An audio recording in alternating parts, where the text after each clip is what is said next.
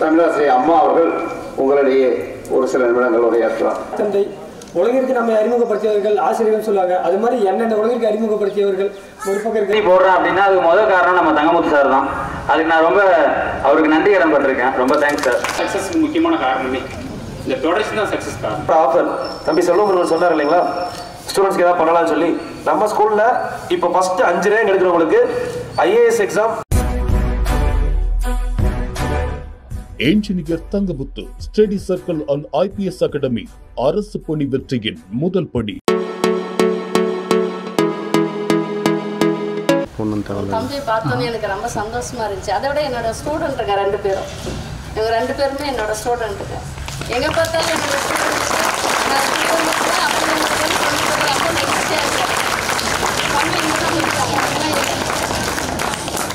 தம்பி இங்கே தான் படித்தேன். அப்படி நான் இந்த ஸ்கூலுக்கு வந்த பின்னாடி அதிகாரப்பட்டி ஸ்கூலில் படித்தேன். அப்படி தம்பி வா, அவங்களே வந்து என்னை பார்த்தோன்னே ஒரே சந்தோஷம். அம்மா நான் உங்ககிட்ட படித்தேன், நான் இந்த மாதிரி செலக்ட் ஆகியிருக்கேன் அப்படின்னு சொல்லும்போது எனக்கு ரொம்ப மன மகிழ்ச்சியாக இருந்தது. நான் குழந்தைய விட நம்ம சொல்லிக் கொடுக்குறவருடைய பசங்களை பார்க்கும்போது உண்மையிலே ஒரு ஆனந்தத்தில் நான் திளைச்சேன். அப்படி பார்த்தோன்னே அவங்களே அறிமுகம் ஆனாங்க. அம்மா நான் உங்ககிட்ட படித்தேன், இங்கே தான் படித்தேன் அப்படிங்கும்போது எனக்கு ரொம்ப சந்தோஷமாக இருந்தது. வாழ்த்துக்கள். அடுத்தது தம்பி கதாநாயகன் அவர்கள் இப்போ தான் பார்த்துருக்குறேன். நானே அறிமுகானேன், நான் தான் இன்சார்ஜுங்கண்ணே. அதனால் ஐயா தம்பியை பார்க்கும்போது தம்பினே சொல்கிறேன். தம்பியை பார்க்கும்போது நிறைய படிச்சிருக்கிறேன். அப்படி அதே போல் நிறைய இன்ஸ்டியூட்லாம் வச்சு நிறைய போலீஸுங்க இந்த மாதிரி நிறைய மேத்ஸில் எப்படிலாம் சுருக்கமான முறையில் இப்படி வெளியே போய் எப்படி வந்து செலக்ட் ஆகிறது அப்படின்ற முறையில் அந்த ட்ரிக்ஸ் எல்லாம் ஐயா உங்களுக்கு சொல்ல போகிறார், தம்பி சொல்ல போகிறார். சரியா? நமக்கு எதுவுமே தெரியாது. இவங்க வந்த பின்னாடி பார்த்தீங்கன்னா சென்னையில் நாங்கள் இப்படிலாம் பண்ணுறோம்மா, இப்படிலாம் செஞ்சுருக்கிறோம். சென்ட்ரல் கவர்மெண்ட்டாக இருந்தாலும் சரி, ஸ்டேட் கவர்மெண்ட் எக்ஸாமாக இருந்தாலும் சரி, நாங்கள் இதனால பிள்ளைங்களுக்கு வந்து நாங்கள் உதவி செய்யறதுக்காக நாங்கள் வந்திருக்கிறோம் அப்படின்னு சொல்லும்போது எனக்கு ரொம்ப சந்தோஷமாக இருந்தது. இது வரைக்கும் நமக்கு அந்த விழிப்புணர்வே இல்லை. சென்ட்ரல் கவர்மெண்ட் எக்ஸாம்லாம் நமக்கு தெரியாது. உண்மையாக நமக்கு தெரியாது எல்லாமே வந்து ஸ்டேட் கவர்மெண்ட் எக்ஸாம் மட்டும்தான் தெரியும். ஆனால் சென்ட்ரல் கவர்மெண்ட் எக்ஸாம் இது வரைக்கும் விழிப்புணர்வு நமக்கு வரல. அதனால் உனக்குலாம் ஒரு நல்ல அரிய வாய்ப்பு.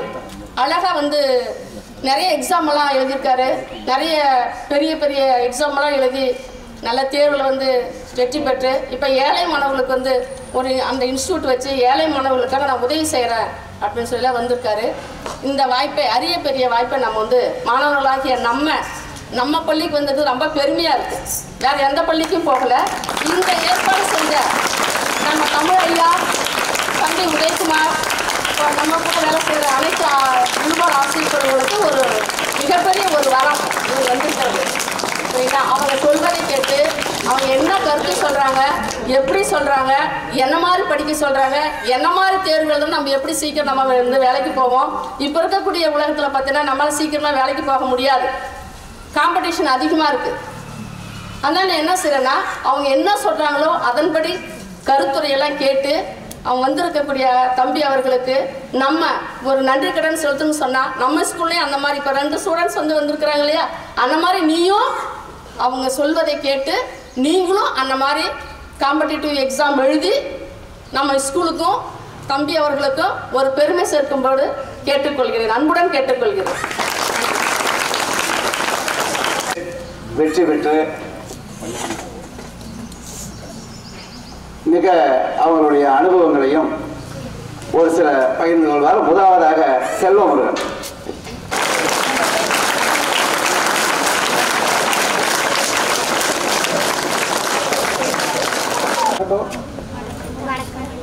ஃபஸ்ட்டு கவர்மெண்ட் ஜாபு, ஃபஸ்ட்டு நான் படித்த ஸ்கூலு. 2வது எனக்கு சொல்லிக் கொடுத்த சார், சுற்றி இருக்கிறவங்க எல்லாருமே எனக்கு சொல்லிக் கொடுத்தவங்க. ரொம்ப சந்தோஷமாக இருக்குது. ஃபஸ்ட்டு இங்கே வந்து சேர்ந்து விஜயகுமார் சார் தான் ஃபஸ்ட்டு எனக்கு வந்து கொடுத்து கிளாஸ் எடுக்கிறதா என்ன தமிழ் கிளாஸ்னு சொல்லி அப்போ புதுசாக அப்போ அறிமுகப்படுத்தினா கவர்மெண்ட் ஸ்கூல் எல்லாருமே 1 hour எடுக்கணும் அப்படின்னு சொல்லிட்டு தனிட்டு இறங்கிட்டு வைக்கல. தனியாக கூப்பிட்டு வச்சு இப்படி தான்ப்பா பேசணும், இப்படி தான் பண்ணணும்னு சொன்னவர் அவர் தான். இன்றைக்கி அவர் முன்னாடி மைக் பிடிச்சி பேசணும்னு ரொம்ப சந்தோஷமாக இருக்குது. 2வது உதயகுமார் சார் எப்பயுமே சொல்கிற ஒரே ஒரு அர்த்தம் என்னன்னா, நீ பாஸ் பண்ணணும் அப்படின்னு நினைக்கிறேன்னா பாஸ் பண்ணுற மார்க் மட்டும் படி, பாஸ் பண்ணுற மார்க் மட்டும் எழுது. இது 2 மட்டும் தான் சொல்லுவார். நான் பிலோ ஆவரேஜுன்னு கீழே தான் படிச்சிருந்தேன் இருக்கும்போது. படித்து முடிச்சுட்டு சரி காலேஜ் முடிச்சுட்டு என்ன பண்ணலான்னு இருக்கும்போது கம்பெனி வேலைக்கு போயிட்டேன். ஒரு 2 வருஷம் கம்பெனி வேலை முடிஞ்சு. அதுக்கப்புறம் கொரோனா லாக்டவுன் 1 இயர் என்ன பண்ணுறதுன்னு தெரியல. வீட்டில் இருந்தேன். பக்கத்தில் இருந்த அண்ணாவுக்கு வந்து போலீஸ் எக்ஸாம் கிளியர் பண்ணோடனே நானும் சரி போலீஸ் படிக்கலாம் அப்படின்ட்டு போய் படித்தேன். ரிட்டனில் ஃபெயிலு. சரி அதுக்கப்புறம் என்ன பண்ணலான்னு தேடும்போது தான் தங்கமுத்து ஐபிஎஸ் அகாடமின்னு சொல்லி ஒரு அகாடமி இருக்குதுன்னு தெரிஞ்சுக்கிட்டு சென்னை போகிறேன். சென்னை போய்ட்டு ஜாயின் பண்ணி படிக்கிற ஒரு வருஷம் படித்தோம். ரிட்டன் பாஸு, ஃபிசிக்கல் போகிறேன், ஃபிசிக்கல் ஃபெயிலு. இதோட போதும் திரும்பி கம்பெனிக்கே போயிடலாம் நினைக்கும் போது தான் சார் என்ன சொன்னார், நீங்கள் படிங்க, உங்களுக்கு என்ன சப்போர்ட் நான் பண்ணுறேன், படிக்கிற ஸ்கில் உங்களுக்கு இருக்குது, நீங்கள் படித்து வேலைக்கு போனதுக்கு அப்புறமேட்டுக்கா இது ஒன்று பார்த்துக்கன்னு சொல்லிட்டு படிக்க சொன்னார். திரும்பி ஒரு அட்டெம்ப்ட் படிக்கிறேன், எஸ்ஐ கிளியர் பண்ணுறேன், ரிட்டன் முடிஞ்சு ஃபிசிக்கல் போகிறேன், ஃபிசிக்கல் ஃபெயில், வெளியே வந்துடுறேன். திரும்பவும் சார் நான் சொல்கிறேன், நீ படிக்கிற எவ்வளோ வருஷம் படித்தாலும் சரி படிக்கிறத விட்டுறாதீங்க, கண்டினியூஸாக படிக்கணும் அப்படின்னு சொல்லி அதுக்கப்புறம் கண்டினியூஸாக படித்தேன். இந்த டைம் வேலை வாங்கிட்டேன்.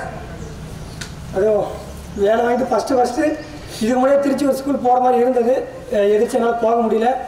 நான் வேலை வாங்கிட்டு ஃபஸ்ட்டு வர ஸ்கூல், அது நான் படித்த ஸ்கூல் ரொம்ப சந்தோஷமாக இருக்குது.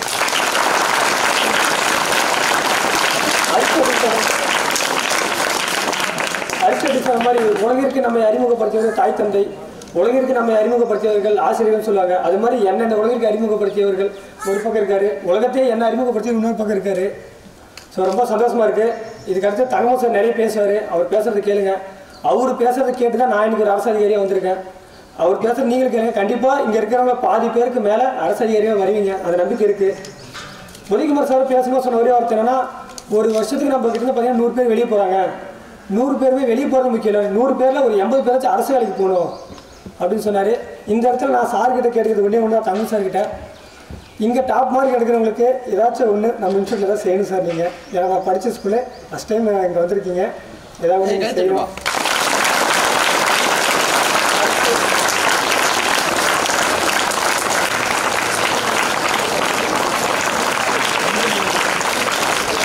இந்த இடத்துல பேச வச்ச உதயகுமார் சார் அவர்களுக்கும் காலை வணக்கத்தை தெரிவித்துக் கொள்கிறேன். உண்மையிலேயே ரொம்ப சந்தோஷமா இருக்கு நான் இன்னைக்கு இந்த இடத்துல வந்து பேசுறதுக்கு. ஆக்சுவலாக என்னுடைய முதல் பேச்சுன்னு சொல்லலாம், முதல் மேடை இதுதான். இது வரைக்கும் நான் எந்த ஒரு ஸ்டேஜ்லேயோ எந்த ஒரு இடத்துலையோ பேசலை. என்னுடைய படித்த ஸ்கூலில் ஃபஸ்ட் டைம் பேசுகிறேன் அப்படின்னு நினைக்கும் போது எனக்கு ரொம்ப சந்தோஷமாக இருக்குது. நான் இங்கே தான் 6வதுலேருந்து 12வது வரைக்கும் படித்தேன். 9வது படிக்கும்போது காமராஜருடைய பிறந்தநாள் அப்போது பேச்சு போட்டி கட்டுரை போட்டி இருக்குது அப்படின்னு சொல்லி எல்லா கிளாஸ்லேயும் இருந்தும் பேசுறதுக்கு கூப்பிட்டாங்க. நானும் நம்ம லதாமா கிட்ட தான் அப்போ என்னுடைய தமிழ் ஆசிரியராக இருந்தாங்க, அவங்கக்கிட்ட நேம் கொடுத்தேன். அவங்க சொன்னாங்க, இல்லைப்பா ஆல்ரெடி பேச்சு போட்டிக்கு ஆள் ஃபில் ஆகிட்டாங்க, கட்டுரை போட்டி இருக்கு, நீங்கள் பண்ணுறீங்களா அப்படின்னு சொன்னாங்க. இல்லை மேடம், எனக்கு வந்து பேச்சு போட்டியில் தான் ஆசையாக இருக்குது, பேசுகிறேன் அப்படின்னு சொன்னேன். ஃபில் ஆயிடுச்சின்னு சொல்லி அந்த அன்னைக்கு வந்து அவமதிச்சிட்டாங்க. இன்றைக்கி அதே ஸ்கூலில் நான் வந்து பேச வந்திருக்கேன் அப்படின்னு நினைக்கும் போது ரொம்ப சந்தோஷமாக இருக்குது.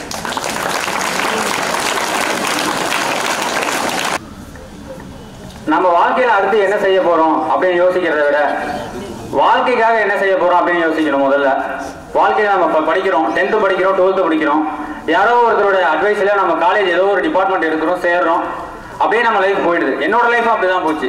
நான் காலேஜ் நான் ஒன்றும் பெருசாக படிக்கல, டிப்ளமோ தான் படிச்சிருக்கேன். டிப்ளமோ முடித்தேன், 2 வருஷம் கம்பெனியில் ஒர்க் பண்ணேன். அப்புறம் கொரோனா லாக்டவுன், ஒரு 1 இயர் வீட்டில் தான் இருந்தேன். அடுத்து என்ன பண்ணுறது என்னன்னு தெரியல.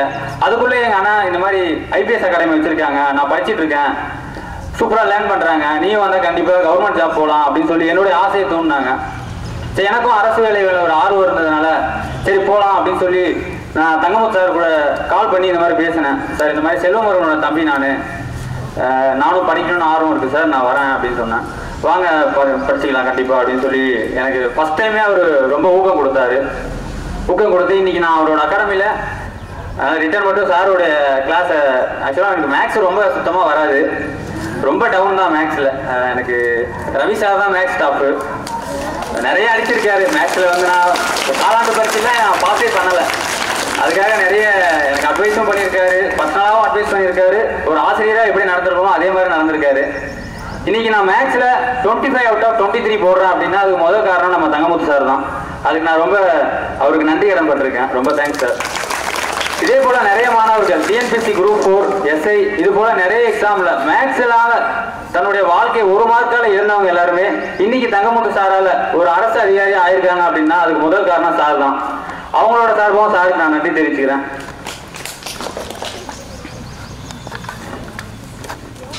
வாழ்க்கையில நம்ம ஒரு விஷயம் செய்யறோம் அப்படின்னா அது நம்ம 4 பேர்கிட்ட சொல்லுவோம், அதுல ஒருத்தர் தான் நம்மளை பாசிட்டிவா கொண்டு போவாங்க. மீதி 3 பேர் அதை நெகட்டிவா தான் கொண்டு போவாங்க. அந்த நெகட்டிவா நம்ம மைண்ட்ல ஏத்துக்கவே கூடாது. ஒரு கடல் இருக்கு அப்படின்னா கடல்ல ஒரு கல் எடுத்து போடுறோம் அப்படின்னா அந்த கடலுக்கு வலிக்காது, கல்லு தான் காணாம போகும். நம்ம நினைச்ச கோல், நம்மளுடைய அச்சீவ்மெண்ட் கரெக்டா இருந்தா கண்டிப்பா வாழ்க்கையில எதையும் ஜெயிக்கலாம் அப்படின்னு சொல்லி வாய்ப்புக்கு நன்றி கூறி விடைபெறுகிறேன். நன்றி, வணக்கம். நம்முடைய தங்கமுத்து அவர்கள் ஒரு பொறியாளர், அவர் மதுரை மாவட்டத்தை சார்ந்தவர். இருந்தாலும் கூட நம்முடைய தருமபுரி மாவட்ட மக்களின் வாழ்க்கை தரத்தை மேம்படுத்த வேண்டும் என்ற ஒரே நோக்கத்திற்காக நம்முடைய அவருடைய இதில் வந்து பார்த்தீங்கன்னா சேர்க்கை கூட பார்த்தீங்கன்னா நம்ம தருமபுரி மாவட்ட மாணவர்களை தான் அதிகமாக சேர்த்திருக்கிறார். எனவே அவர் இப்பொழுது அவருடைய அனுபவங்களை இங்கே உங்களிடத்தில் உரையாற்றுகிறார்.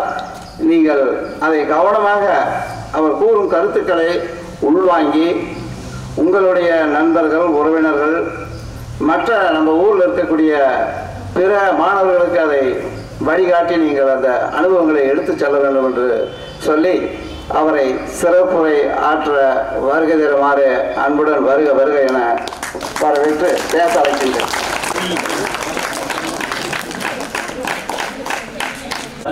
அன்பு தம்பி தங்கைகள் அனைவருக்கும் வணக்கங்கள் மற்றும் வாழ்த்துக்கள். ஸோ வணக்கம் அப்படிங்கிறது இன்ட்ரடியூஸ் ஆகிறதுக்கு, வாழ்த்துக்கள் அப்படிங்கிறது சீக்கிரமாக நீங்களும் ஒரு அரசு அதிகாரியாக மாறணும் அப்படிங்கிறதுக்காக. ஸோ அது மட்டும் இல்லாமல் ஏதோ ஒரு இடத்துல உங்களை மாதிரி ஒரு மாணவனாக இருந்த என்னைய இன்னைக்கு சில மாணவர்களுக்கு அறிவுரை கூறும் விதமாக வளர்த்துருக்கிற என்னுடைய ஆசிரியர்கள். ஸோ எல்லாருமே என்னுடைய ஆசிரியர்கள் தான். வணக்கங்கள் சார், எல்லாருக்கும் வணக்கம்.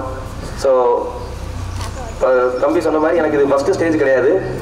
பட் நான் அதிகமாக பார்த்த ஸ்டேஜ் அப்படின்னா கிராமப்புற மாணவர்கள், கிராமப்புற மாணவர்களை தாண்டி அரசு பள்ளி மாணவர்கள். ஏன்னா நான் படித்த இடம் அரசு பள்ளி, சரிங்களா?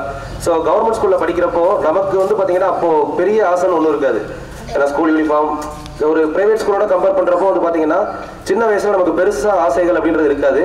பட் நம்மளோட ஆசைகள் அப்படிங்கிறது எல்லாத்தையுமே பூர்த்தி பண்ணுறது யாரு?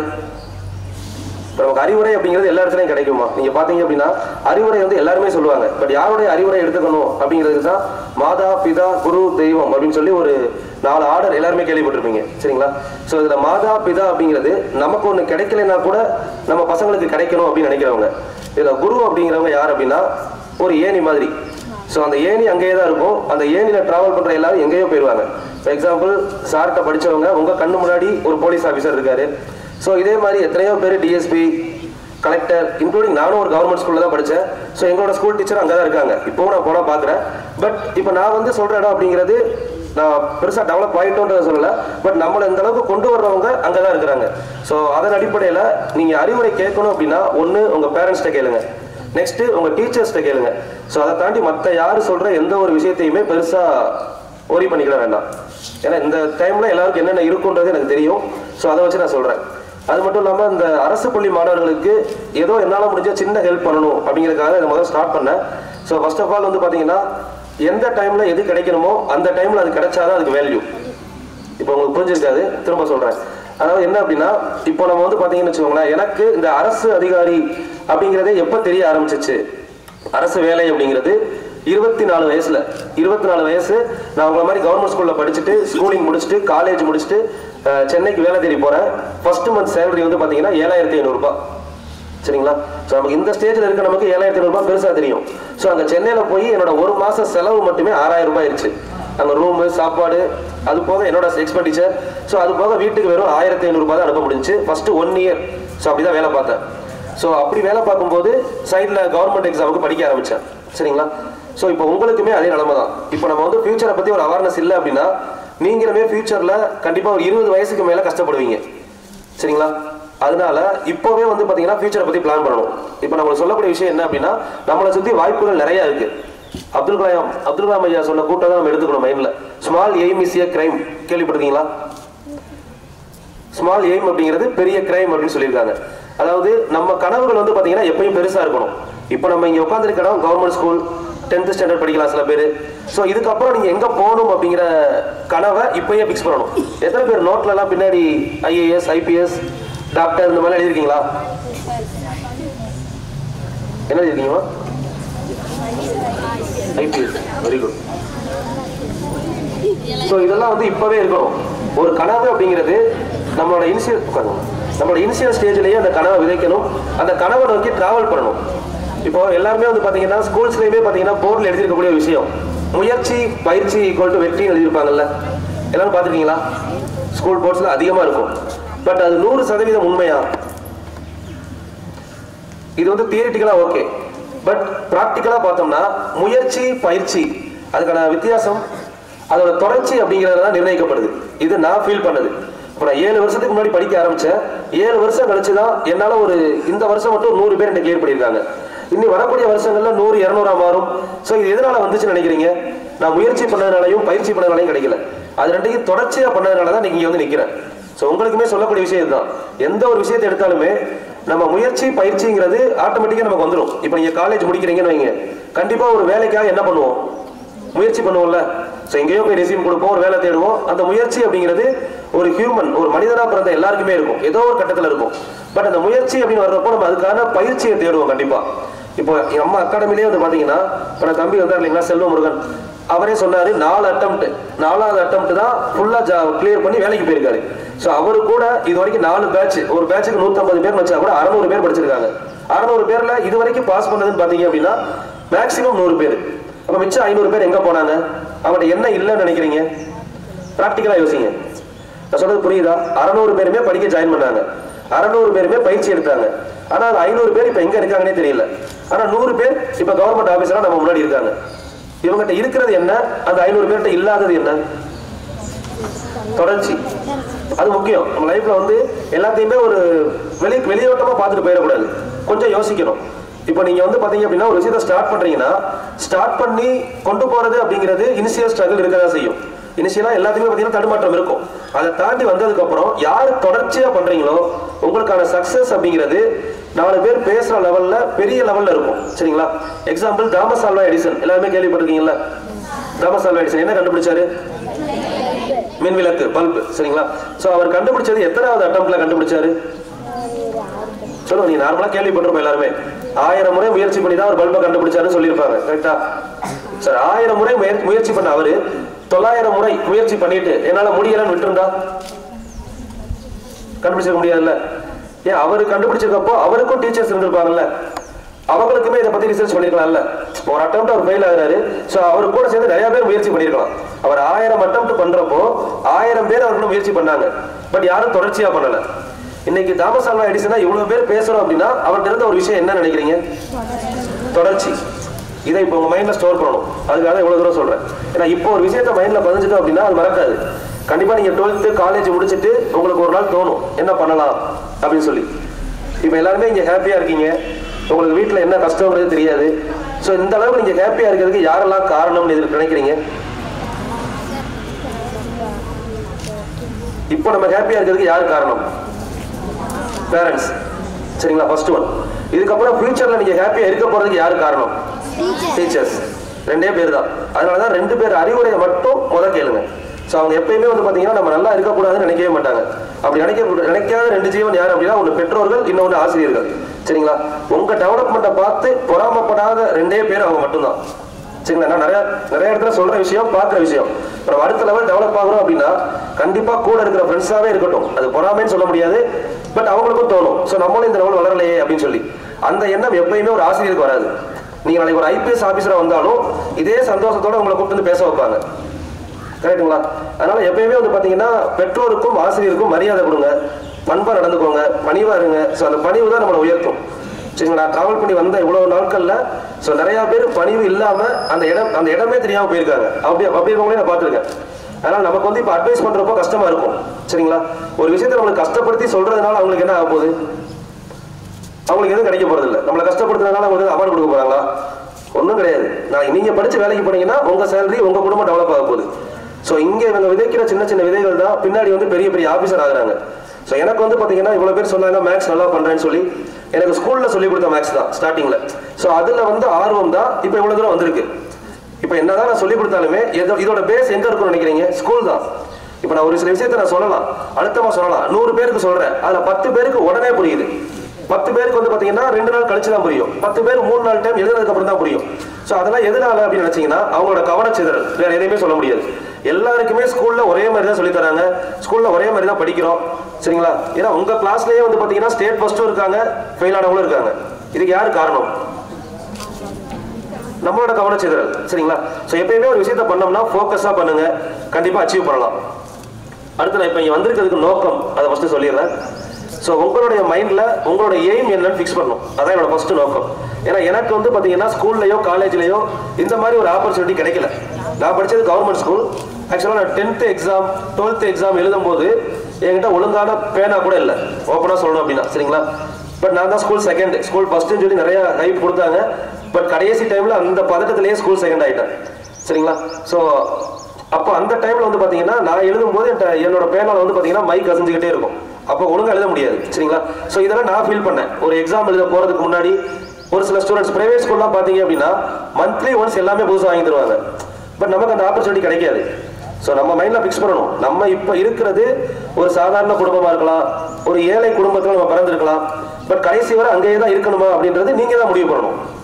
மைண்டில் ஃபிக்ஸ் பண்ணிக்கோங்க. சரிங்களா? பிறப்பு அதையும் பார்த்தீங்கன்னா அப்துல் கலாம் ஐயா தான் சொல்லியிருக்காரு. நமது பிறப்பு ஒரு சம்பவமாக இருக்கலாம், ஆனால் இறப்பு ஒரு சரித்திரமாக வேண்டும். அது யார் கையில் இருக்கு? சரித்திரமாக்குறது நம்ம கையில தான் இருக்கு. அதனால நம்ம ஒவ்வொரு விஷயத்தையுமே பார்த்தீங்கன்னா மைண்ட்ல எந்த அளவுக்கு கொண்டு போறோம் அப்படிங்கிறது பெரிய விஷயம் கிடையாது, அதை எவ்வளவு நாள் கொண்டு போறோம். இப்போ முயற்சி அப்படிங்கிறது நம்மளால முடிகிற வரை, சரிங்களா, அப்படின்னு நிறைய பேர் நினைச்சிருக்கீங்க.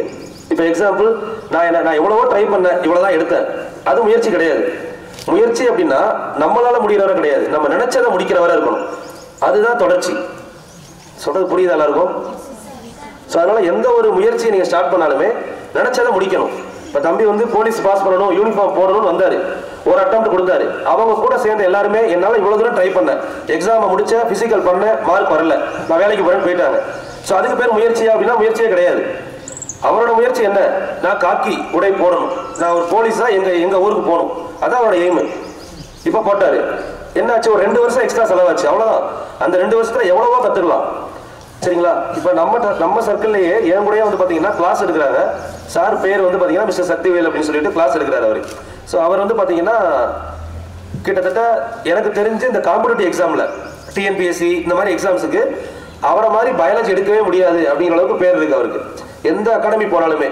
ஸோ அந்த அவ்வளோ பேர் இருக்கு. அவரோட ஹிஸ்ட்ரியை நான் பின்னாடி பார்த்தோம் அப்படின்னா 10th எக்ஸாம் 4 டைம் எழுதியிருக்காரு. 10th ஒவ்வொரு பேப்பரும் ஒவ்வொரு டைம் கிளியர் பண்ணியிருக்காரு. நான் 4 வருஷம் படிச்சு தான் 10வது பாஸ் பண்ணியிருக்காங்க. பட் அவர் இன்னைக்கு வந்து பார்த்தீங்கன்னா பயாலஜியில் டாப் மோஸ்ட் ஃபேக்கல்ட்டி, நீட் எக்ஸாமுக்கு எடுத்துக்கிட்டு இருக்காங்க. ஸோ இன்னைக்கு கூப்பிட்டேன், சார் வர முடியல, ஒரு நீட் எக்ஸாம் கோச்சிங் இருந்ததுனால. ஸோ இந்த மாதிரி வந்து பார்த்தீங்கன்னா நான் லைஃப்பில் பார்க்குறவங்களை வச்சு சொல்கிறேன். அவர்கிட்ட இருந்த விஷயம் என்னது? ஒரு டைம் ஃபெயில் ஆகிட்டோம், நமக்கு படிப்பு வராதுன்னு விட்டுருக்கலாம். இப்போ இன்னைக்கு படிப்புலேயே அவர் டாப்ல இருக்காரு அப்படின்னா அதுக்கு காரணம் அவரோட தொடர்ச்சி மட்டும்தான். நமக்கு ஒரு டைம் கிடைக்காம போகலாம், 2வது டைம் மிஸ் ஆகலாம், பட் என்னைக்கா ஒரு நாள் கண்டிப்பாக கிடைக்கும். அது வரை தொடர்ச்சியாக முயற்சி பண்ணீங்க அப்படின்னா நீங்கள் நினைச்சதை விட பெரிய உயரத்தை அடையலாம். இன்னைக்கு அவரோட ஸ்கூல்ல ஸ்கூல் ஃபர்ஸ்ட் எடுத்தவங்க, ஸ்கூல் செகண்ட் எடுத்தவங்க, ஸோ அவங்கெல்லாம் கூட பார்த்தீங்க அப்படின்னா அவங்களோட பசங்களாம் சார்ட்டு தான் கிளாஸ் அனுப்புறாங்க. ஸோ அதனால பேசுறப்போ கேட்ட விஷயம் தான். அதனால நீங்க மைண்ட்ல ஸ்டோர் பண்ணிக்கோங்க. இப்போ இந்த இடத்துல உங்களுக்கு ஒரு விஷயம் வந்து பார்த்தீங்கன்னா கிடைக்காம இருக்கலாம், ஆனால் கண்டிப்பாக ஒரு நாள் கிடைக்கும். ஸோ உங்களை வந்து பார்த்தீங்கன்னா இதுக்கப்புறம் எதிர்காலத்துடைய அடையாளம் நீங்க தான் சொல்ல முடியும். நீங்க தான் அடையாளம், உங்களால் மட்டும்தான் முடியும். மைண்ட்ல ஸ்டோர் பண்ணுங்க. நான் ஒரு கலெக்டர், இதை வந்து உங்களுக்கு 15 வயசு 16 வயசுலேயே புரிஞ்சுக்கிறீங்க. ஒரு 17 வயசு 18 வயசு வர்றப்ப என்ன ஆகும் அப்படின்னா இதை பற்றின அவேர்னஸ் தேட ஆரம்பிப்பீங்க. ஏன்னா தேடல் அப்படிங்கிறது எல்லார்ட்டையும் இருக்கும், எல்லார் கையிலையுமே மொபைல் இருக்கு, சர்ச் பண்ணி பார்க்குறோம், எல்லா விஷயத்தையுமே தேடுறோம். அப்படிங்கிறப்போ உங்களோட வாழ்க்கையை தேடுங்க. நான் ஃபியூச்சரில் ஐஏஎஸ் ஆக போகிறேன், இதுக்கு முன்னாடி யார் யாரெல்லாம் ஐஏஎஸ் ஆகிருக்காங்க, எத்தனை பேர் தமிழ் மீடியம்லேருந்து வந்திருக்காங்க, அதுதான் அடிக்கடி அப்துல் கலாம் ஐயாவை சொல்லுவேன். சரிங்களா? ஆக்சுவலாக அப்துல் கலாம் ஐயா வந்து பார்த்தீங்கன்னா அவருடைய சின்ன வில்லேஜில் நியூஸ் பேப்பர் போட்டுக்கிட்டு இருந்தவர், எல்லாருக்கும் தெரியும்ல, கேள்விப்பட்டிருக்கீங்களா? ஸோ அப்போ அவர் வந்து எல்லா ஊர்களையும் செய்தித்தாள் போடும்போது அவருக்கு தெரியுமா, ஒரு நாள் செய்தித்தாளில் நம்ம தான் ஹெட் நியூஸாக வருவோம், இந்தியாவோட குடியரசுத் தலைவர் நான் இருப்பேன் அப்படின்னு அவருக்கு தெரியுமா? கண்டிப்பாக தெரியும், அவருக்கு தெரிஞ்சிருக்கும். இப்போ நான் தான் உங்களை சொல்றேன், வாழ்க்கையில் சாதிச்சவங்க எல்லாருக்குமே இது ஒரு நாள் கனவாவோ 2 நாள் கனவாவோ இருந்தது கிடையாது, பல நாள் கனவு. கனவு அப்படிங்கிறது தூக்கத்தில் வரக்கூடாது, நம்மளை தூக்கடாம பண்றதுதான் கனவு. அதையும் அவர் தான் சொல்லியிருக்காரு. அப்துல் கலாம் ஐயா சொன்ன நிறைய கூட்டங்களை வாழ்க்கையில பயன்படுத்தணும்னா கண்டிப்பா நம்ம எங்கேயோ போயிடலாம். சரிங்களா? இப்போ சில பேர் வந்து பாத்தீங்கன்னா இப்பவுமே நான் படிக்கணும்னு நினைக்கிறேன், ஆனா புக்கை திறந்தா தூக்கம் வந்துருது. டிஎன்பிசி எக்ஸாம் படிக்கிறாங்க, இன்னும் 90 நாள்ல எக்ஸாம் இருக்கு, ஆனா விஏ ஆகணும், கலெக்டர் ஆகணும்னு எய்ம் இருக்கு, புக்கை திறந்தா தூக்கம் வருது. அப்ப அது உண்மையான படிப்பு நினைக்கிறீங்களா? வரக்கூடாது. நம்ம என்ன நினைக்கிறோமோ அதுக்கான வாய்ப்பு கிடைக்கிற வரை காத்திருக்கலாம். இப்ப இன்னொரு 90 நாள்ல எக்ஸாம், இந்த 90 நாள் நினைச்சா அவங்க லைஃப் மாறப்போகுது, அப்புறம் எப்படி நமக்கு தூக்கம் வரும்? சிம்பிளா இப்போ இருக்க சிச்சுவேஷன் யோசிச்சு பாருங்க. நாளைக்கு தீபாவளி, பொங்கல் 2 நாள் லீவ் விடுறாங்க. தூங்குவீங்களா நீங்க? காலைல எக்ஸாம்னா கூட தூங்கிடுவோம். தீபாவளி, பொங்கல்னா தூங்க மாட்டோம். என்ன ரீசன்? புது ட்ரெஸ் போடுவோம், யாராவது ரிலேட்டிவ்ஸ் வருவாங்க, நமக்கு ஒரு சந்தோஷம். நம்ம ஒரு விஷயத்தை அடையும் போது எவ்வளவு சந்தோஷமா இருக்கணும்னு நினைச்சோம்னா கண்டிப்பா நமக்கு தூக்கம் வராது. இதுதான் உண்மை. சரிங்களா? நீங்க நாளைக்கு ஒரு கலெக்டரா இருப்பீங்க. நாளைக்கு நம்ம ஒரு ஜீப்ல வருவோம், சைரன் வச்ச ஜீப்ல. நமக்கு பின்னாடி 4 ஜீப்பு, முன்னாடி 4 ஜீப்பு. நம்ம கார் கதவை திறந்து வருவதுக்கு 2 பேர். யோசிச்சு பாருங்க. இப்படி யோசிச்சா யாருக்கு தூக்கம் வரும்? வயசு 15 வயசு தான் ஆகுது. நமக்கு வாய்ப்பு இருக்குல்ல. இன்னும் 10 வருஷத்துல நம்ம நினைச்சா கலெக்டர், கன்ஃபார்மா கலெக்டர். யாரும் தடுக்க முடியாது. உங்களோட முயற்சி, உங்களோட பயிற்சியும் தொடர்ச்சியா இருந்தா உங்க வெற்றியை யாராலையும் தடுக்க முடியாது. நீங்க ஒரு நாள் ஜெயிக்கிறீங்க அப்படின்னா அதுக்கு யாரு வேணா காரணம்னு சொல்லலாம். இப்ப நாளைக்கு நீங்க சக்சஸ் ஆறீங்க, இதுக்கு நான் இன்னைக்கு வந்து சொன்னது சில பேர் வாழ்க்கையில திருப்பத்தை கொண்டு வந்திருக்கலாம். அப்ப நானும் ஒரு காரணம் நீங்க சொல்லலாம். நான் சொல்ல மாட்டேன் எப்பயுமே. நான் இந்த மாதிரி நிறைய பேரை பாக்குறேன். யாரு முயற்சிக்கும் வெற்றிக்கும் நான் காரணம் கிடையாது, நீங்க மட்டும் தான் காரணம். பட் ஆனா சொல்லும் போது இப்ப தம்பி சொன்னார் இல்லைங்களா, நான் வந்த சார் ஒரு காரணம், கிளாஸ் எடுத்த டீச்சர்ஸ் ஒரு காரணம். இந்த மாதிரி ஒரு வெற்றிக்கு காரணத்தை வந்து யார் வேணா பங்கு போட்டுக்கலாம். நல்லா புரிஞ்சுக்கணும் இந்த விஷயத்த. நம்ம ஒரு விஷயத்துல ஜெயிக்கிறோம் அப்படின்னா அதுக்கான காரணம் யார் அப்படிங்கிறத யாரு வேணா எடுத்துக்கலாம். இப்போ நானும் ஒரு காரணமா இருக்கலாம். இன்னைக்கு வந்து சொன்னதுனால உங்களுக்கு ஸ்கூல் டீச்சர்ஸ் டெய்லி மோட்டிவேட் பண்றாங்க, அவங்க ஒரு காரணமா இருக்கலாம். உங்க பேரண்ட்ஸ், நீங்க 12 வருஷம் ஆல்ரெடி படிக்கிறீங்க, 12 வருஷம் உங்களுக்கு குடும்பத்தோட கஷ்டம் என்னன்னே தெரியாம பாத்துக்கிறாங்க. ஸோ இதுக்கப்புறமும் நீங்க முடிச்சுட்டு ஒரு கவர்மெண்ட் வேலைக்கு படிக்க போறீங்க, அந்த 2 வருஷம் உங்களை ப்ரெஷர் இல்லாம பாத்துக்கிறாங்க. ஸோ அவங்களும் பெரிய காரணம். இவ்வளவு பேர் காரணத்தோட தான் ஒரு வெற்றி கிடைக்கும். ஆனா தோல்விக்கு யாரு காரணம்? நீங்க மட்டும்தான் காரணம். அதை முதல்ல புரிஞ்சுக்கணும். வெற்றிக்கு 1000 பேரை காரணமா சொல்லலாம், ஆனா தோல்விக்கு நம்ம மட்டும்தான் காரணம்னு புரிஞ்சுக்கிட்டீங்கன்னா கண்டிப்பா இதுக்கப்புறம் தோல்வி அடையவே மாட்டீங்க. ஏன்னா தோல்விக்கு நீங்க மட்டும்தான் காரணம். ஏன்னா ஜெயிச்சிருங்க அப்படின்னு சொல்லி 1000 பேர் சொல்லுவாங்க, யாராவது வந்து தோத்துருங்கன்னு சொல்லுவாங்களா? சொல்ல மாட்டாங்க. ஸோ அப்போ ஒரு சில விஷயங்கள் மைண்ட்ல ஸ்டோர் பண்ணிக்கணும். இப்பவே நம்மளை சுத்தி இருக்கிற என்விரான்மெண்ட், உங்களை சுத்தி இருக்கிறவங்க நீங்க மாத்தி அமைக்கலாம். இப்போ ஃபியூச்சர்ல வந்து நம்ம ஒன்றும் பண்ண முடியாது. இதுவே நீங்க படிச்சு முடிச்சுட்டு இப்போ ஒரு 25 வயசுக்கு அப்புறம் வர்றீங்க அப்படின்னா அங்க நீங்க பார்க்கும்போது உங்க சரௌண்டிங்ல ஒர்க் பண்றவங்க இருப்பாங்க, ஃபேமிலி மேன், கல்யாணம் ஆனவங்க இருப்பாங்க. 25 வயசுக்கு மேல ஒரு படிக்க போறீங்க அப்படின்னா இங்க அப்படி கிடையாது. நீங்க எல்லாருமே உங்க மென்டாலிட்டி, உங்க ஏஜ். ஸோ அப்ப நீங்க ஒரு டீமை ஃபார்ம் பண்ணலாம். ஒரு 4 பேர் சேர்ந்து இப்போ போய்கிட்டு இருக்கீங்க, வர்றீங்க. இந்த 4 பேர் நாளைக்கு ஒரு ஆள் டிஎஸ்பி, ஒரு ஆள் டெப்டி கலெக்டர், ஒரு ஆள் விஏஓ. ஸோ இப்படி மீட் பண்ணா எப்படி இருக்கும்? இதை இப்போ ஃபார்ம் பண்ணுங்க. ஒரு டீம் ஒர்க் ரெடி பண்ணுங்க. டெய்லி டிஸ்கஸ் பண்ணுங்க. கண்டிப்பா லைஃப்ல பெரிய இடத்துக்கு வரலாம். சரிங்களா? ஸோ இப்போ இதுக்கப்புறம் தான் நான் சொல்ல ஆரம்பிக்க போறேன். நான் சொன்ன ஒரு விஷயம் புரிஞ்சதா? நம்ம லைஃப்ல வந்து பாத்தீங்க அப்படின்னா வேலை அப்படிங்கிறது முக்கியம், அடையாளம் அப்படிங்கிறது ரொம்ப ரொம்ப முக்கியம். அந்த அடையாளத்தை உருவாக்க வேண்டியது நீங்க தான். சரிங்களா? இதுக்கு யாரையுமே நீங்க காரணம் சொல்லக்கூடாது. தோத்துட்டீங்க அப்படின்னா அடுத்தவங்க மேல பிளேம் பண்ணாதீங்க. ஃபர்ஸ்ட் இந்த டைம் ஃபெயில் ஆயிட்டேனா அடுத்த டைம் ஜெயிப்பேன், அவ்வளவுதான் இருக்கணும். தோத்ததுனால எதுவும் மாற போறது கிடையாது, ஆனா ஜெயிச்சதுனால எல்லாமே மாறும். சரிங்களா? ஏன்னா இப்போ காம்படிட்டிவ் எக்ஸாம் படிக்கும் போதே எல்லாரும் நான் சொல்ற அட்வைஸ் அதுதான். இப்போ பாத்தீங்கன்னா உங்களுக்கு எக்ஸாமுக்கு இன்னும் எத்தனை நாள் இருக்கு? 10 நாள் இருக்கா? இந்த 10 நாள் நினைச்சா கூட நீங்க நினைச்சதை விட டாப் ரேங்க்ல வரலாம்.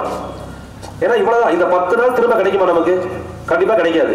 ஒரு நாளுமே வந்து பாத்தீங்க அப்படின்னா 1 கிலோ தங்கத்துக்கு ஈக்குவல் வச்சுக்கோங்க. நம்மளுக்கு தெரிஞ்சு நம்ம சரௌண்டிங்ல விலை மதிப்பா பாக்குறது தங்கம் மட்டும்தான். அதுக்கு மேல நிறைய இருக்கு, பட் நம்ம கண்ணில் பாக்குறத சொல்றேன். தங்கம் வாங்குறோம் அப்படின்னா பெருசா பார்ப்போம். ஒரு செகண்டுமே 1 கிராம் தங்கம் மாதிரி. சரிங்களா? ஸோ அதை நினைச்சு செலவு பண்ணுங்க. இன்னும் இருக்கக்கூடிய 10 நாள், இந்த 10 நாள்ல நீங்க நினைச்சா நீங்க தான் டாப்பர். இந்த 10 நாள்ல நீங்க டாப்பர் ஆயிடலாம். சரிங்களா? அது மாதிரி நம்மளோட ஐடென்டிட்டி வந்து பாத்தீங்கன்னா எல்லா இடத்துலையுமே நிரூபிக்க முடியாது. கரெக்டா சொல்லணும் அப்படின்னா இந்த ஏஜ்ல உங்களை எங்க நிரூபிக்க முடியும்? 10th result. அவ்வளவுதான். இந்த இடத்துல நீங்க நிரூபிக்கணும் அப்படின்னா 10th ரிசல்ட் தான். இன்னும் 2 வருஷம் கழிச்சு 12th ரிசல்ட். அதுவே ஒரு 4 வருஷம் ஆயிடுச்சு அப்படின்னா உங்க வேலை.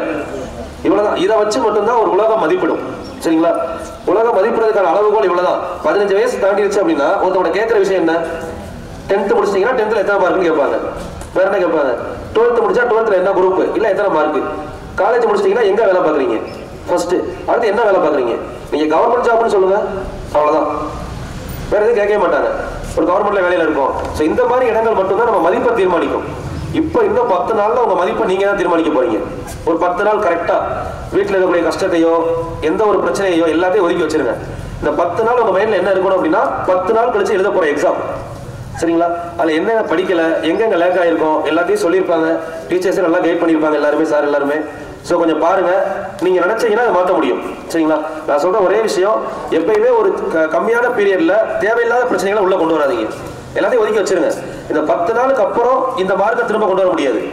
அப்போ அந்த 10 நாள் அதுக்காக மட்டும் உழைச்சிங்க அப்படின்னா கண்டிப்பாக டெவலப் ஆகலாம். அது மாதிரி கவர்மெண்ட்ல வந்து பார்த்தீங்கன்னா நிறைய ஜாப் வேகன்சிஸ் இருக்கு. பென் எதுவுமே கொண்டு இல்லையா? பேப்பர் பென் எதுவும் கிடையாதா? சரி, ஓகே, நான் சொல்றேன், மைண்ட்ல ஏற்றிக்கோங்க. திரும்ப போய் சர்ச் பண்ணி பாருங்க. இதை முடிச்சதுக்கு அப்புறம் நீங்க என்ன பண்ணலாம்? வெறும் 10th படிச்சவங்க, 10th முடிச்சிருப்பாங்கல்ல, 10th முடிச்சவங்க கவர்மெண்ட்ல நல்ல ஜாபுக்கு போகலாம். Example VAO. எல்லாருமே வந்து பாத்தீங்கன்னா ஜாதி சான்றிதழ் இதெல்லாம் சைன் வாங்க போவீங்கல்ல, யாரு சைன் போடுவாங்க? First VAO. இப்போ எப்படி கலெக்டர், ஒரு மாவட்டத்துக்கு எப்படி கலெக்டரோ அது மாதிரி வில்லேஜோட ஆபீசர் தான் விஏஓ. அந்த விஏஓ ஜாபுக்கு என்ன படிக்கணும் அப்படின்னா 10வது படிச்சிருந்தா போதும். வெறும் 10th. விஏஓ, ஆஃபீஸ் அசிஸ்டன்ட், நிறைய ஜாப் இருக்கு. ஸோ எல்லாத்துக்குமே நீங்கள் 10th படிச்சிருந்தா போதும். ஸோ அப்போ நீங்கள் 10th முடிச்சுட்டு 18 வயசு ஆயிடுச்சு அப்படின்னா மொதல் அட்டெம்ப்ட் கொடுக்கணும். அதுதான் ஃபர்ஸ்ட் சக்ஸஸ். நீங்கள் ஜெயிக்கிறீங்க தோக்குறீங்க ரெண்டாவது. நான் அதுதான் நோட் பண்ணணும்னு தான் நினைச்சேன். மைண்ட்ல நோட் பண்ணிக்கோங்க. 18 வயசுல மொதல் அட்டெம்ப்ட், சரிங்களா? இந்த மொதல் அட்டெம்ப்ட் ஜெயிக்கிறீங்க தோக்குறீங்க நான் சொல்லவே இல்லை. கண்டிப்பா எல்லாருமே குரூப் 4 எக்ஸாம் அப்ளை பண்ணணும், டிஎன்பிஎஸ்சி, சரிங்களா? டிஎன்பிஎஸ்சியில் மட்டும் கிடையாது, எஸ்எஸ்சி, ரயில்வே, இந்த மாதிரி நிறைய ஜாப் இருக்கு. இப்போ நம்ம ட்ரெயின்ல போறோம், டிடிஆர்லாம் யார் இருப்பாங்கன்னு பாருங்க, மேக்ஸிமம் ஹிந்தி தான், தமிழ் யாரும் இருக்க மாட்டாங்கல்ல. அதுக்கு ரீசன் என்ன அப்படின்னா இந்த அவேர்னஸ் இல்லை. இப்போ டிஎன்பிஎஸ்சி அப்படின்னு எடுத்தீங்கன்னா தமிழ்நாடு பப்ளிக் சர்வீஸ் கமிஷன், சரிங்களா? அது தமிழ்நாட்டில் நடக்கிறது. இப்போ நடக்க போற குரூப் 4க்கு 20 லட்சம் பேர் அப்ளை பண்ணியிருக்காங்க. இப்போ வரக்கூடிய குரூப் 4 வேலை எத்தனை பேருக்கு அப்படின்னு பார்த்தீங்கன்னா வெறும் 3000 to 4000 பேர், ஒரு அப்ராக்சிமேட்டா, சரிங்களா? 4000 பேருக்கு எவ்வளவு பேர் அப்ளை பண்றாங்க? 20 லட்சம் பேர். அப்போ ஒரு வேலைக்கு எத்தனை பேர் போட்டி போடுறாங்கன்னு பாருங்க. அப்ராக்சிமேட்டா எடுத்து பாருங்க. இப்போ 2000 எடுத்தீங்கன்னா எவ்வளவு வரும்? 20 லட்சத்துல 2000 எத்தனை பர்சன்டேஜ்? 20 லட்சம் 2 லட்சம்னா 10%, 20,000னா 1%, 2000 அப்படின்னா 0.1, 10ல் ஒரு பங்கு கூட கிடையாது, 0.1. இப்போ நீங்க வந்து வெறும் 0.2% தான் அந்த போஸ்டிங் இருக்கு. சதவீதம் தெரியும்ல, சதவீதம் 10th நடத்திருப்பாங்கல்ல. அப்போ ஒரு வேலைக்கு எத்தனை பேர் போட்டி போடுறாங்க? கிட்டத்தட்ட 10,000 பேருக்கு ஒரு ஆள் எடுக்க போறாங்க. 10,000 பேர்ல ஒரு ஆள். நீங்க இந்த ஸ்கூல்ல படிக்கிற மொத்தம் எத்தனை பேர்? 1000 பேர் வச்சுக்கலாமா? மேக்சிமம் 1000த்துல மொதல் ஆளா இருந்தா கூட அங்க 10,000த்துல ஒரு ஆளா இருக்கணும். அவங்களுக்கு தான் வேலை. அது சாதாரண விஷயம் கிடையாது. அதுதான் இப்ப இருந்தே சொல்றேன், நீ எடுத்தோடனே போன உடனே பாஸ் பண்ணிடலாம், அந்த மைண்ட் செட்லாம் மாத்திடுவோம். இப்ப காம்படிஷன் அதிகமாயிருச்சு. இப்ப நானே வந்து பாத்தீங்கன்னா தமிழ்நாட்டில் நிறைய ஸ்கூல்ல சொல்லிட்டு இருக்கேன். உங்களை மாதிரியே உங்க 10th முடிக்கிறாங்கல்ல, இதே மாதிரி 10th முடிக்கிறவங்க மட்டுமே கிட்டத்தட்ட ஒரு 7-8 ஸ்கூலுக்கு மேல பேசியிருக்கேன். இப்போ ரீசெண்டா கான்ஃபரன்ஸ்ல பேசுவேன், ஒரு சில இடத்துல நேரடியா போய் பேசுவோம், ஒரு சில இடத்துல கூகுள் மீட் கிளாஸ், பிரைவேட் ஸ்கூல்லாம் பாத்தீங்க அப்படின்னா கூகுள் மீட் டிஸ்பிளேல கிளாஸ் போடுவாங்க. ஸோ இந்த மாதிரிலாம் பேசுனதுல ஒரு 10 ஸ்கூல் 10,000 பேர், நானே ஒரு 10,000 பேர் பேசிட்டேன். ஸோ அப்போ யோசிச்சு பாருங்க, வாய்ப்புகள் அதிகமா இருக்கு, போட்டிகள் அதை விட அதிகமா இருக்கு. இப்போ நீங்க முடிச்சு வெளியே வர்றப்போ எவ்வளவு பேர் வருவாங்கன்னு நினைக்கிறீங்க ஒரு போஸ்டிங்க்கு? ஏன்னா இதெல்லாம் சில பேருக்கு இன்னும் தெரியறதே கிடையாது. சில பேர் அப்படியே கேள்விப்படுவாங்க, எங்கேயோ கால் ஃபார் வந்திருக்கு படிக்கலாம்னு சொல்லி உள்ள வருவாங்க, 1 மாசம் 2 மாசம் ட்ரை பண்ணுவாங்க, வெளியே போயிடுவாங்க, நம்மளால முடியல அப்படின்னு சொல்லிட்டு. எப்பயுமே பாத்தீங்கன்னா ஒரு விஷயத்தை கத்துக்கிறதுக்கு குறைஞ்சது 1 வருஷம் ஆகும். ஒருவேளை இன்கேஸ் ஃபியூச்சர்ல ஸ்கூல்ல வந்து பாத்தீங்க அப்படின்னா நமக்கு வந்து எதுவுமே தெரியாது. ஆக்சுவலா படிக்கணும், வீட்டுக்கு போகணும், இது சின்ன விஷயங்கள் தான். பட் இதை தாண்டி போட்டிகள் நிறைய இருக்கு. நீங்க இங்க இருக்கக்கூடிய 1000 பேரை நீங்க பாக்குறீங்க, உங்க கூட போட்டி போட போறவங்க உங்க வாழ்க்கையில நிறைய பேர் இருக்காங்க. நீங்க காம்படிட்டிவ் எக்ஸாம்னு வந்துட்டீங்க அப்படின்னா இன்னொரு விஷயம் எல்லாருக்குமே சொல்றது, இப்போ என்கிட்ட படிக்கிறாங்க, ஒரு பெண்களுக்கு ஐடென்டிட்டி அப்படிங்கிறது அவங்களோட வேலை தான். அது இப்போ உங்களுக்கு தெரியாது, ஃபியூச்சர்ல தெரியும். ஏன்னா நான் வந்து பாத்தீங்கன்னா நான் இப்போ இந்த கடந்த ஒரு 7 வருஷத்துல என்கிட்ட பாஸ் பண்ணதுல அதிகமான பெண்கள் சொன்ன விஷயம் இதுதான். சில பேர் இது வந்து பாத்தீங்கன்னா எல்லாருமே லைஃப்ல எல்லாருக்குமே தப்பு நடக்கும்னு சொல்லி யாரும் போறது கிடையாது, நல்லது நடக்கும் தான் எல்லாரும் டிராவல் பண்றோம். பட் ஒரு சில விஷயங்கள் மாறும்போது என்ன ஆகும் அப்படின்னா நம்ம எஜுகேஷன் தான் நமக்கு சப்போர்ட் பண்ணும். இப்போ எக்ஸாம்பிள் போன டைம் பாத்தீங்கன்னா ஒரு லேடி 2017ல் படிக்க ஜாயின் பண்ணாங்க, 17-18. ஆக்சுவலாக அவங்களுக்கு அப்போதான் வந்து பார்த்தீங்கன்னா மேரேஜ் ஆகி ஒரு பேபி இருந்துச்சு. அப்போதான் படிக்கிற அவேர்னஸே கிடைக்குது. இப்போ வந்து ஆரையா இருக்காங்க, சரிங்களா? அவங்க ஸ்டார்ட் பண்ணாங்க. ஸ்டார்ட் பண்ணும்போது நல்லா தான் இருந்துச்சு, அப்போதான் மேரேஜ் ஆயிருந்துச்சு, ஒரு குழந்தை இருந்துச்சு. ஸோ 2020 அன்பார்ச்சுனேட்லி அவங்களுக்கு ஒரு டைவர்ஸ், வீட்டில் பிரச்சனை. ஸோ அந்த டைமில் அவங்க வீட்டு பிரச்சனையை பார்க்கவா, குழந்தைய பார்க்கவா, படிக்கவா, நிறைய டிஸ்ட்ராக்ஷன். ஸோ அவங்களுக்கு அப்போ வயசு வந்து பார்த்தீங்க அப்படின்னா 26, 27 அந்த மாதிரி இருக்கும். ஸோ இந்த மாதிரி சுச்சுவேஷன்ல அவங்க எதிர்பார்த்திருக்க மாட்டாங்க நம்ம லைஃப் இப்படி மாறும்னு சொல்லி. எதுவுமே நெகட்டிவா நம்ம எதிர்பார்க்க மாட்டோம். பட் அவங்க கையில அப்போ ஒரு கவர்மெண்ட் ஆபீசரா இருந்திருந்தாங்க அப்படின்னா யாரும் எதிர்பார்க்க வேணாம்ல, ஏதோ ஒரு சுச்சுவேஷன் அவங்க குழந்தைய வளர்க்கறதுக்கு அதுவே ஒரு பெரிய ஜாப்பா இருந்திருக்கலாம், புரியுங்களா? அந்த மாதிரி ஒரு ஆப்பர்ச்சுனிட்டி அப்படிங்கிறது எல்லாருக்குமே கிடைக்கும். இப்போ அவங்க வந்து பாத்தீங்கன்னா 27 வயசுல அந்த ஆப்பர்ச்சுனிட்டி யூஸ் பண்ணாங்க. ஸோ நான் அவங்கள்ட்ட அப்பையும் பேசின விஷயம் இதுதான். இப்போ நீங்கள் இதெல்லாம் யோசிச்சீங்க அப்படின்னா உங்கள் லைஃப் மாற போகிறது இல்லை. இன்னும் இருக்கக்கூடிய 1 வருஷம் அதிகபட்சம். ஏன்னா அவங்க குழந்தை வந்து அப்போ தான் 2 வயசு. அந்த குழந்தையோட ஃபியூச்சர் யோசிச்சு பாருங்க. ஒரு 5-6 வயசு ஆகும்போது ஸ்கூலில் சேர்க்கணும், திரும்ப காலேஜ் சேர்க்கணும், அப்புறம் அதுக்கு கல்யாணம் பண்ணி வைக்கணும். ஸோ இவ்வளோ விஷயங்களை பார்க்குறப்போ அவங்க லைஃப்பில் அவ்வளோ அமௌண்ட்டுக்கு எங்கே போவாங்க, யார்கிட்ட கேட்பாங்க, நிறைய விஷயம் இருக்குது. ஸோ அப்படிங்கிறப்போ அவங்க கரெக்டாக படிக்க ஆரம்பித்தாங்க. 1 வருஷம் விஏஓ கிளியர் பண்ணாங்க. சரிங்களா? 27 வயசுல ஸ்டார்ட் பண்ணாங்க, 28 வயசுல விஏஓ. ஸோ எப்பயுமே ஒரு இடத்த படிக்க ஸ்டார்ட் பண்ணிட்டு கேப் விடாமல் போகணும். அடுத்து இப்போ லாஸ்ட் அட்டம்ப்ட்ல ரெவன்யூ இன்ஸ்பெக்டர் இருக்காங்க இப்போ. சரிங்களா? இப்போ அவங்களுக்கு மந்த்லி சேலரி 70,000. ஸோ இது வந்து அவங்க நினைச்சதுனால மாத்தினாங்க. அந்த இடத்துல இருந்தா எனக்கு தெரிஞ்சு யாருமே மாறி இருக்க மாட்டாங்க. ஏன்னா அந்த இடத்துல அவங்க லைஃப் அவ்வளோதான் முடிஞ்சிருச்சு. எல்லாருமே என்ன நினைப்போம், டெய்லி ஃபீல் பண்ணுவோம் என் லைஃப் இப்படி ஆயிடுச்சுன்னு சொல்லி. ஆனால் 2017க்கு அப்புறம் அவங்களுக்கு அப்போ 25 வயசு. யோசிச்சு பாருங்க, அந்த மாதிரிலாம் இருக்காங்க. இப்போ பெண்களுக்கு வந்து பார்த்தீங்கன்னா வாய்ப்புகள் இன்னமுமே அதிகம். பசங்களோட கம்பேர் பண்ணுறப்போ பெண்களுக்கான வாய்ப்புகள் அதிகம். இப்போ ஒன்றும் இல்லை, ஃபர்ஸ்ட் ஐபிஎஸ் ஆஃபீஸர் யாரும் தெரியுமா? மேல். ஆண்கள்ல முதல் ஐபிஎஸ் ஆஃபீஸர் நம்ம ஜென்ரேஷன்ல சொல்ல முடியுமா? இப்போ ரீசெண்டா யாரும் கிடையாது. சரிங்களா? நான் எப்படி சொல்றேன்னா, ரீசெண்ட் காலகட்டத்தை யோசிச்சு பாருங்க. முதல் பெண் ஐபிஎஸ் யாரு? கிரண் பேடியா? கேள்விப்பட்டிருப்பீங்களாமா? இது ரீசெண்ட் ஜெனரேஷன். ஆண்களுக்கான வாய்ப்புகள் அதிகமா க்ளோஸ் ஆயிருச்சு என்னை பொறுத்த அளவுக்கு. ஏன்னா ஆண்கள் எல்லாருமே பாத்தீங்கன்னா ஃபர்ஸ்ட் ஐசிஎஸ் ஆபீசர்னு சொல்லி ஸ்கூல் புக்ல படிச்சிருப்போம். 1863ல 10th புக்ல படிச்சிருக்கீங்களாமா? ஃபர்ஸ்ட் ஐசிஎஸ் ஆபீசர் யாரு? நம்ம 10th புக்ல தான் இருக்குது. 1863ல முதல் ஐசிஎஸ் அதிகாரி அப்படின்னு சொல்லி படிச்சிருப்பீங்க. Civil service. சத்யேந்திரநாத் தாகூர், ரவீந்திரநாத் தாகூரோட பிரதர். இதெல்லாம் எப்போ? 1863ல. சரிங்களா? ஆனா பெண்கள் அப்படி கிடையாது. கிரண் பேடி இப்ப இருக்காங்க. சோ பெண்களுக்கான வாய்ப்புகள் இப்பவும் இருக்கு. நான் எதை சொல்றேன்னா, முதன்மை அப்படிங்கிறது வாய்ப்பு நிறைய இருக்கு. நீங்க நினைச்சா ஹிஸ்டரியில உங்க பேரை நிப்பாட்ட முடியும், பெண்கள் நினைச்சா. ஏன்னா ஆண்கள் நிறைய இடத்துல வந்து பாத்தீங்கன்னா ஆக்குபை பண்ணிட்டாங்க. ஆனா பெண்களோட இடம் இன்னுமே வேக்கண்டா இருக்கு. துறைகள் எதுன்றதை தேர்ந்தெடுங்க. நான் காம்படிட்டிவ் எக்ஸாம் மட்டும் சொல்லல. சில பேருக்கு வேற துறைகள்ல இன்ட்ரெஸ்ட் இருந்தா போலாம். பட் அந்த துறையை நம்ம தான் தேர்ந்தெடுக்கணும். ஒரு சில துறைகள் இன்னும் வெளியே தெரியாமே இருக்கு.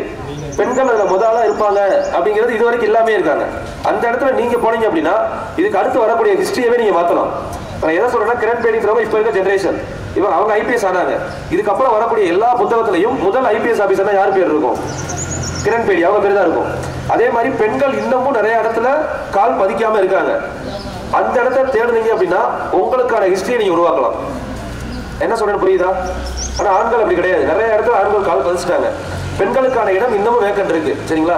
அது அஸ்ட்ரானமிக்கலா இருக்கலாம், சரிங்களா, கவர்மெண்ட் ஜாப்பா இருக்கலாம், எல்லாத்துலயுமே இருக்கு. ஸோ யோசிச்சு பாருங்க. இப்போ கூட ரீசெண்டா கூட பாத்தீங்கன்னா ஒரு பைலட், ஒரு லேடி பேர் வந்துருந்துச்சு. ஸோ அவங்கெல்லாம் வந்து பாத்தீங்கன்னா இந்த ஜென்ரேஷன்ல வந்துகிட்டு இருக்காங்க. உங்களுக்கும் வாய்ப்பு இருக்கு. கரெக்டா எந்த இடம் தேடி அதுல டிராவல் பண்ணலாம். நான் கவர்மெண்ட் ஜாப் மட்டும் உங்களை மோட்டிவ் பண்ணல. உங்களோட மோட்டிவ் என்னவா இருக்கணும் அப்படின்னா, நாளையோட அடையாளமா இருக்கணும். அவ்வளவுதான். அதுக்கு நீங்க உங்களுக்கு எதுல இன்ட்ரெஸ்ட் இருக்கோ அதுல போகலாம். ஆனால் நாளைக்கு நீங்க தான் அடையாளமா இருக்கணுன்றதை யோசிச்சுக்கோங்க. சரிங்களா? ஒண்ணு, இந்த ஃபர்ஸ்ட் அப்படிங்கிற இடத்த தேடலாம். ரெண்டாவது, நார்மலான லைஃப். இவ்வளவு நாள் 20 வருஷம் நம்மளை பார்த்துக்கிட்டவங்களுக்கு இதுக்கப்புறம் என்ன பண்ண போறோம்? இப்ப எப்படி பார்த்தாலும் நீங்க வேலைக்கு போகும்போது உங்க அப்பா அம்மாவுக்கு வயசு என்ன இருக்கும்? ஒரு 45-50 வயசு இருக்காதா? ஸோ இப்போ நம்ம உலகத்துல சராசரியான வாழும் நாட்கள் எவ்வளவு தெரியுமா? எக்கனாமிக்ஸ் படி 2011ல மக்கள் தொகை கணக்கெடுப்பின் படி சொல்லப்பட்டது. ஒரு ஆணோட சராசரி வாழ்நாள் எவ்வளோ அப்படின்னா 63 வயசு. ஒரு பெண்ணுக்கு 66 வயசு. இப்போ இருக்குது 2011ல. இன்னும் 21 சர்வே எடுக்கல.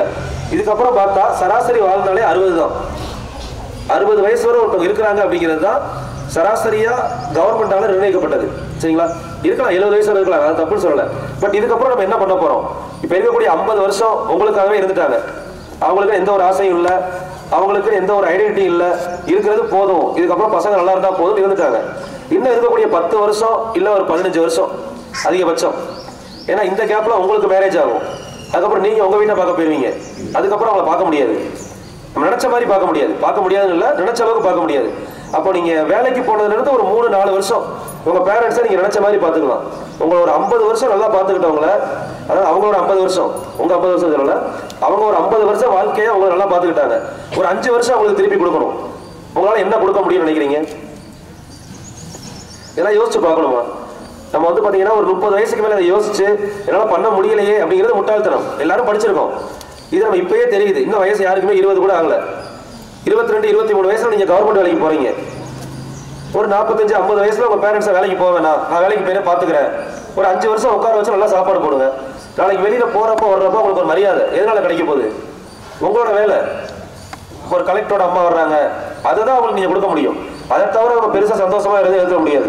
இப்போ 20 வருஷம் எனக்கு செலவு பண்ணீங்க, என் செலவு பண்ண அமௌண்ட்லாம் திருப்பி கொடுத்துட்றேன் அப்படின்னா சந்தோஷமாக வாங்கிடுவாங்களா? பேரண்ட்ஸ் அவங்கள்ட்ட என்ன எதிர்பார்க்குறாங்க?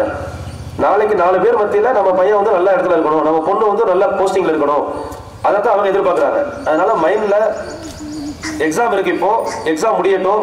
கண்டிப்பாக வந்து பார்த்தீங்க அப்படின்னா 10th மார்க் அப்படிங்கிறது உங்கள் லைஃப்பில் பெருசாக ப்ளே பண்ணும். இதுக்கப்புறம் எங்கே போனாலுமே 10th மார்க். இப்போ நானுமே வந்து பார்த்தீங்கன்னா உங்களுக்கு கொடுக்க போகிற ஆஃபர் தம்பி செல்வம் சொன்னார் இல்லைங்களா, ஸ்டூடெண்ட்ஸ்க்கு ஏதாவது பண்ணலாம்னு சொல்லி. நம்ம ஸ்கூலில் இப்போ ஃபஸ்ட்டு 5 ரேங்க் எடுக்கிறவங்களுக்கு IAS exam, police exam, TNPSC, இதில் எது படித்தாலும் சரி, யூபிஎஸ்சி, டிஎன்பிஎஸ்சி, போலீஸ், ஃபஸ்ட்டு 5 பேருக்கு ஃபுல்லாக ஃப்ரீ. நீங்கள் எப்போ வேணால் தேடி வரலாம். சரிங்களா? அதான் 5 மார்க். உங்களுக்கு ஹாஸ்டல் தங்குறதுக்கு பக்கத்தில் வந்து ஹாஸ்டல் இப்போ இருக்குது, பொண்ணுகளுக்கும் ரெடி பண்ணி வச்சுக்கிறதுல ஹாஸ்டல் கொடுத்துட்றேன், எஜுகேஷன் கொடுத்துட்றேன்.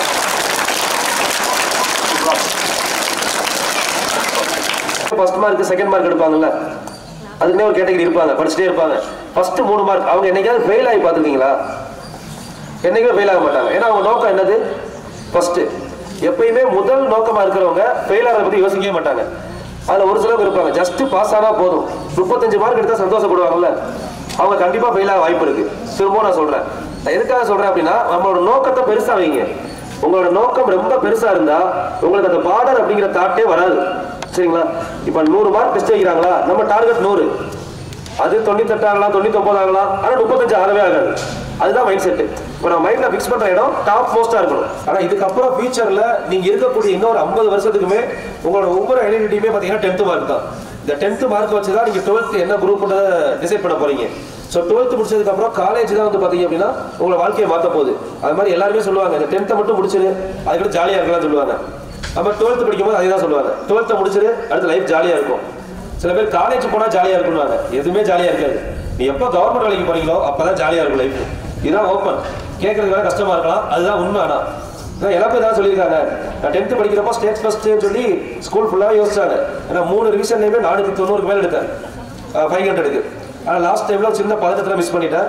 மேக்ஸில் வந்து பார்த்தீங்கன்னா 99, அப்போ 100க்கு 1 மார்க் கம்மி. ரொம்ப ஃபீல் பண்ணேன் அந்த டைமில். கண்டிப்பாக 100 எடுத்துடலாம் அப்படின்னு இருந்தேன். நம்ம டார்கெட் அப்படி தான் இருக்கணும்னு சொல்கிறேன். இப்போ என் கூட படித்தவங்க நிறைய பேர் பார்த்தீங்கன்னா வேற வேறு ட்ராக்ல போயிட்டாங்க. நான் ஒரு தனி ட்ராக் கொண்டு வந்திருக்கேன். இப்போ நான் வந்து பார்த்தீங்கன்னா என்கிட்ட படிச்சு இப்போ 1000 பேர் இருக்காங்க. எக்ஸாம்பிள் விஏஓ மட்டுமே என்னோட 27 விஏஓ என்கிட்ட படித்தவங்க. என்னோட ஹிஸ்ட்ரி என்ன அப்படின்னு பார்த்தீங்கன்னா, ஆக்சுவலாக ஸ்கூல் டேஸ் கவர்மெண்ட் ஸ்கூலில் தான் படித்தேன், ஃபஸ்ட் ஸ்டாண்டர்ட்லேருந்து 12th வரை. ஸோ அதில் வந்து பார்த்தீங்க அப்படின்னா இயர்லியர் ஸ்டேஜில், ஸோ இயர்லியில் எனக்கு வந்து பார்த்தீங்கன்னா ஃபாதர் கிடையாது. ஃபாதர் இல்லை அப்படின்னா நான் எப்போ பார்த்ததே இல்லை. ஆக்சுவலாக உண்மை. சரிங்களா? நான் எப்போ இது வரைக்கும் பார்த்ததே கிடையாது. ஃபஸ்ட்டு 1 வயசுலேருந்தே 1 வயசு 2 வயசு இருக்கும்போது இருந்தாங்கன்னு சொன்னாங்க, நான் பார்த்ததில்லை. ஸோ அதுக்கப்புறம் நான் படிக்க ஆரம்பிக்கும் போது நான் இந்த மாதிரி நிறைய பேர் ஹெல்ப் பண்ணுவாங்கன்னு யோசிச்சிருக்கேன். நமக்கு தேவைகள் பூர்த்தி ஆகலாம், பட் ஆடம்பரமாக நம்ம ஆசைப்படுவோம்ல, அதான குழந்தை மனசு. நம்ம மனசு வந்து ஆடம்பரமாக யோசிப்போம், பட் அத்தியாவசிய தேவையை பூர்த்தி பண்ணாங்க. ரிலேட்டிவ்ஸ் இருக்கவங்க நமக்கு எஜுகேஷன் தேவையா கொடுக்கலாம். ஸோ எனக்கு கிடைச்சது எல்லாமே. ஸோ இந்த மாதிரி நம்ம ட்ராவல் பண்ணி போகிறப்போ ஒரு விஷயம் கிடைக்கல அப்படின்றப்போ அது மேலே ஆசை அதிகமாகும். சரிங்களா? ஸோ ஒரு சில டைமில் வந்து பார்த்தீங்கன்னா 10 ரூபாய்க்காக நான் ரொம்ப கஷ்டப்பட்டுருக்கேன். இப்போ நான் வந்து பார்த்தீங்கன்னா என்னால் முடிஞ்ச அளவுக்கு சர்வீஸ் பண்ணணும்னு நினைக்கிறேன். அதனால தான் நான் இன்னும் இந்த வில்லேஜ் ஸ்கூலுக்கு போகிறது, இந்த ஸ்கூல் ஸ்டூடெண்ட் சொல்கிறது, ஏன்னா கண்டிப்பாக நம்மளோட தாட் எல்லாமே அப்படி இருக்கும். ஒரு நாள் எனக்கு இருந்துச்சு, நம்ம லைஃப் ஒரு நாள் மாறும். ஏன்னா நமக்கு வந்து இப்போ சப்போர்ட்டுக்கு யாருமே இல்லை. ஒரு நாள் நம்ம பெரிய ஆளாக வருவோம் அப்படின்னு யோசிச்சேன். பட் இப்போ அந்த அளவுக்கு வந்துட்டேன்னு சொல்ல முடியாது.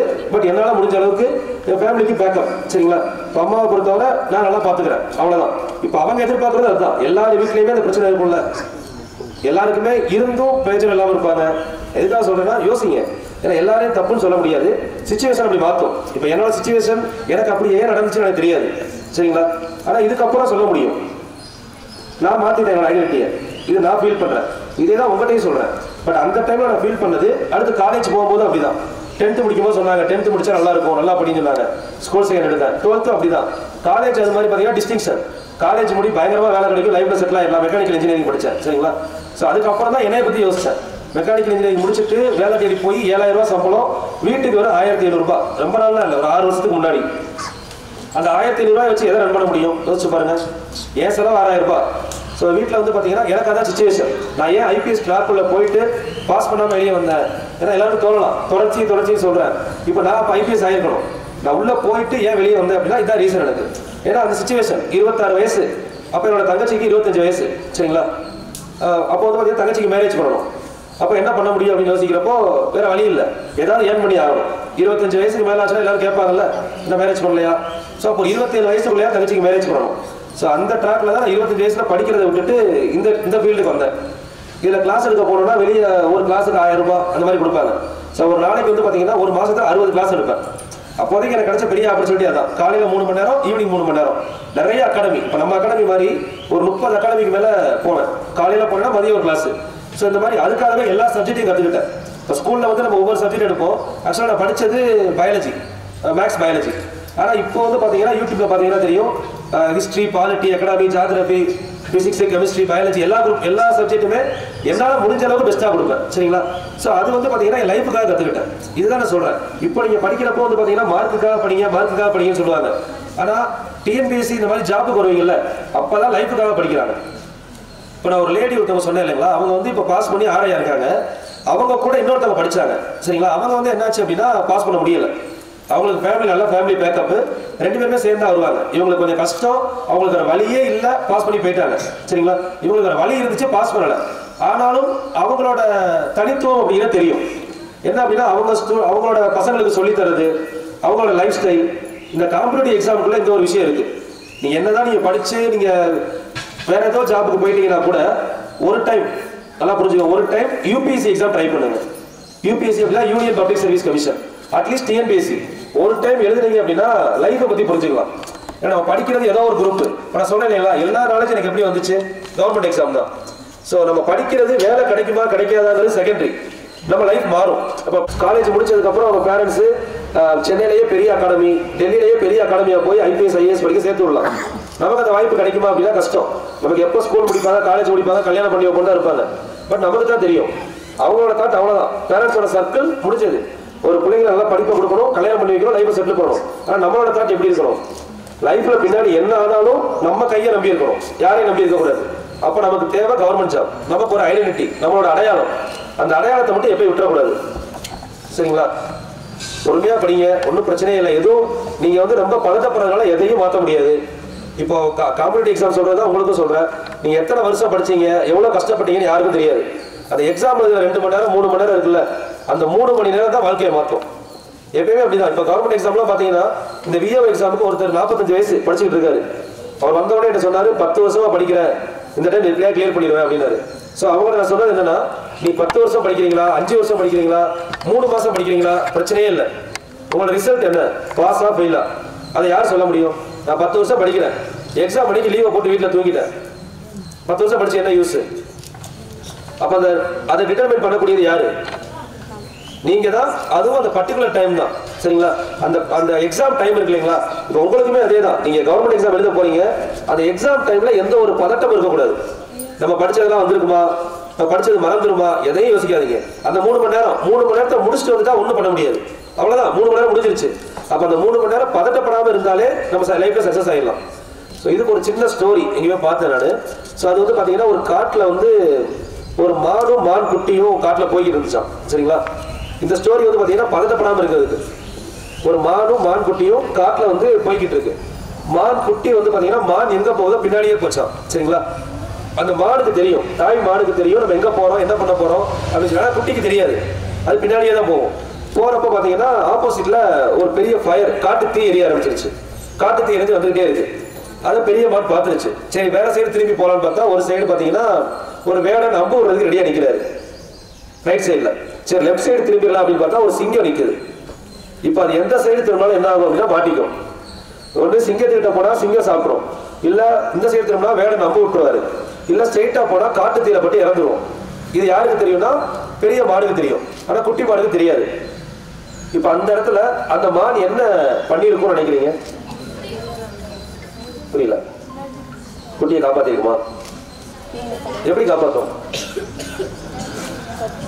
அந்த இடத்துல வந்து யார் இருந்தாலுமே அந்த இடத்துல பதட்டம் அப்படின்னு ஒண்ணு வரும்ல, நம்மளை தாண்டி வந்து பாத்தீங்கன்னா என்ன பண்ண போறோம்னு ஒரு பதட்டம். இப்ப அந்த பதட்டத்துல மான் ஒரு வேளை காட்டுக்குள்ள ஓடிச்சு அப்படின்னா குட்டி வேற எங்கேயாவது போய் மாட்டிக்கிறோம் எப்படியாவது, இல்ல நேரம் மான் பின்னாடி ஓடினாலும் போய் தீர வந்து இறந்துரும். ஸோ இப்ப அந்த மான் என்ன பண்ணுது அப்படின்னா வேற வழியே இல்லை. இந்த டைம் நம்ம என்ன பண்ணிதான் ஆகணும், பதட்டமே இல்லாம யோசிச்சுதான் ஆகணும். பதட்டப்பட்டாலும் சாக போறோம், பதட்டப்படாமலும் சாக போறோம். நிம்மதியா இருப்போம்னு சொல்லி என்ன பண்ணுதுன்னா புல்ல மேயுது நார்மலா.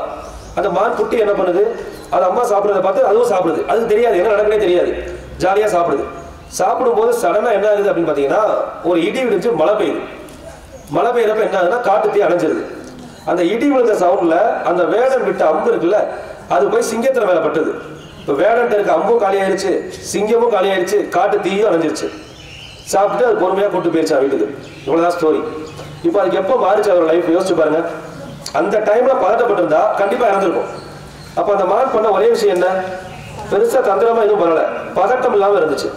எப்படினாலும் நம்ம சாக போறோம், பதட்டப்படாம புல்ல சாப்பிட்டு சாகலாம், இருக்கிற இடத்த சந்தோஷமா என்ஜாய் பண்ணுவோம் அப்படின்னு நினைக்குதா. அதேதான் 3 மணி நேரம் போறீங்க, அதுக்கு முன்னாடி நீங்க எவ்வளவு படிச்சீங்க, என்ன பண்ணீங்க, வீட்டுல இருக்க கஷ்டம் எதையும் யோசிக்க கூடாது. அந்த 3 மணி நேரத்துல கொஸ்டின் பேப்பர் கையில வந்துருச்சு, நமக்கு என்ன தெரியுமோ அதான் எழுத போறோம். அதான் ஜாலியா எழுதுங்க. நீங்க ஜாலியா ஹேண்டில் பண்ணீங்கன்னா நீங்க நினைச்சதை விட 10 மார்க் எக்ஸ்ட்ரா எடுக்கலாம். பதட்டப்பட்டீங்க அப்படின்னா நீங்க நினைச்சதை விட 10 மார்க் கம்மியா தான் ஆகுமே தவிர கண்டிப்பா கூடாது. எங்க நீங்க பதட்டத்தை ஹேண்டில் பண்றீங்களோ அப்போ உங்க சக்சஸ் அப்படிங்கிறது இன்னும் அடுத்த லெவலுக்கு போகும். சரிங்களா? பதட்டம் மட்டும் படாதீங்க. எக்ஸாம்ல நான் சொல்லக்கூடிய விஷயம் ஒண்ணுதான், கொஸ்டின் பேப்பரை வாங்கிட்டோ இல்ல எக்ஸாம் கால்குள்ள போகும்போதோ பதட்டப்படுறதை விட்டுருங்க, பொறுமையா போங்க. இப்ப நீங்க ஒரு 450 மார்க் எடுக்கிறீங்கன்னா கண்டிப்பா 480 வரை எடுக்கலாம். 20ல இருந்து 30 மார்க் இன்க்ரீஸ் தான் ஆகுமே தவிர கண்டிப்பா குறையாது.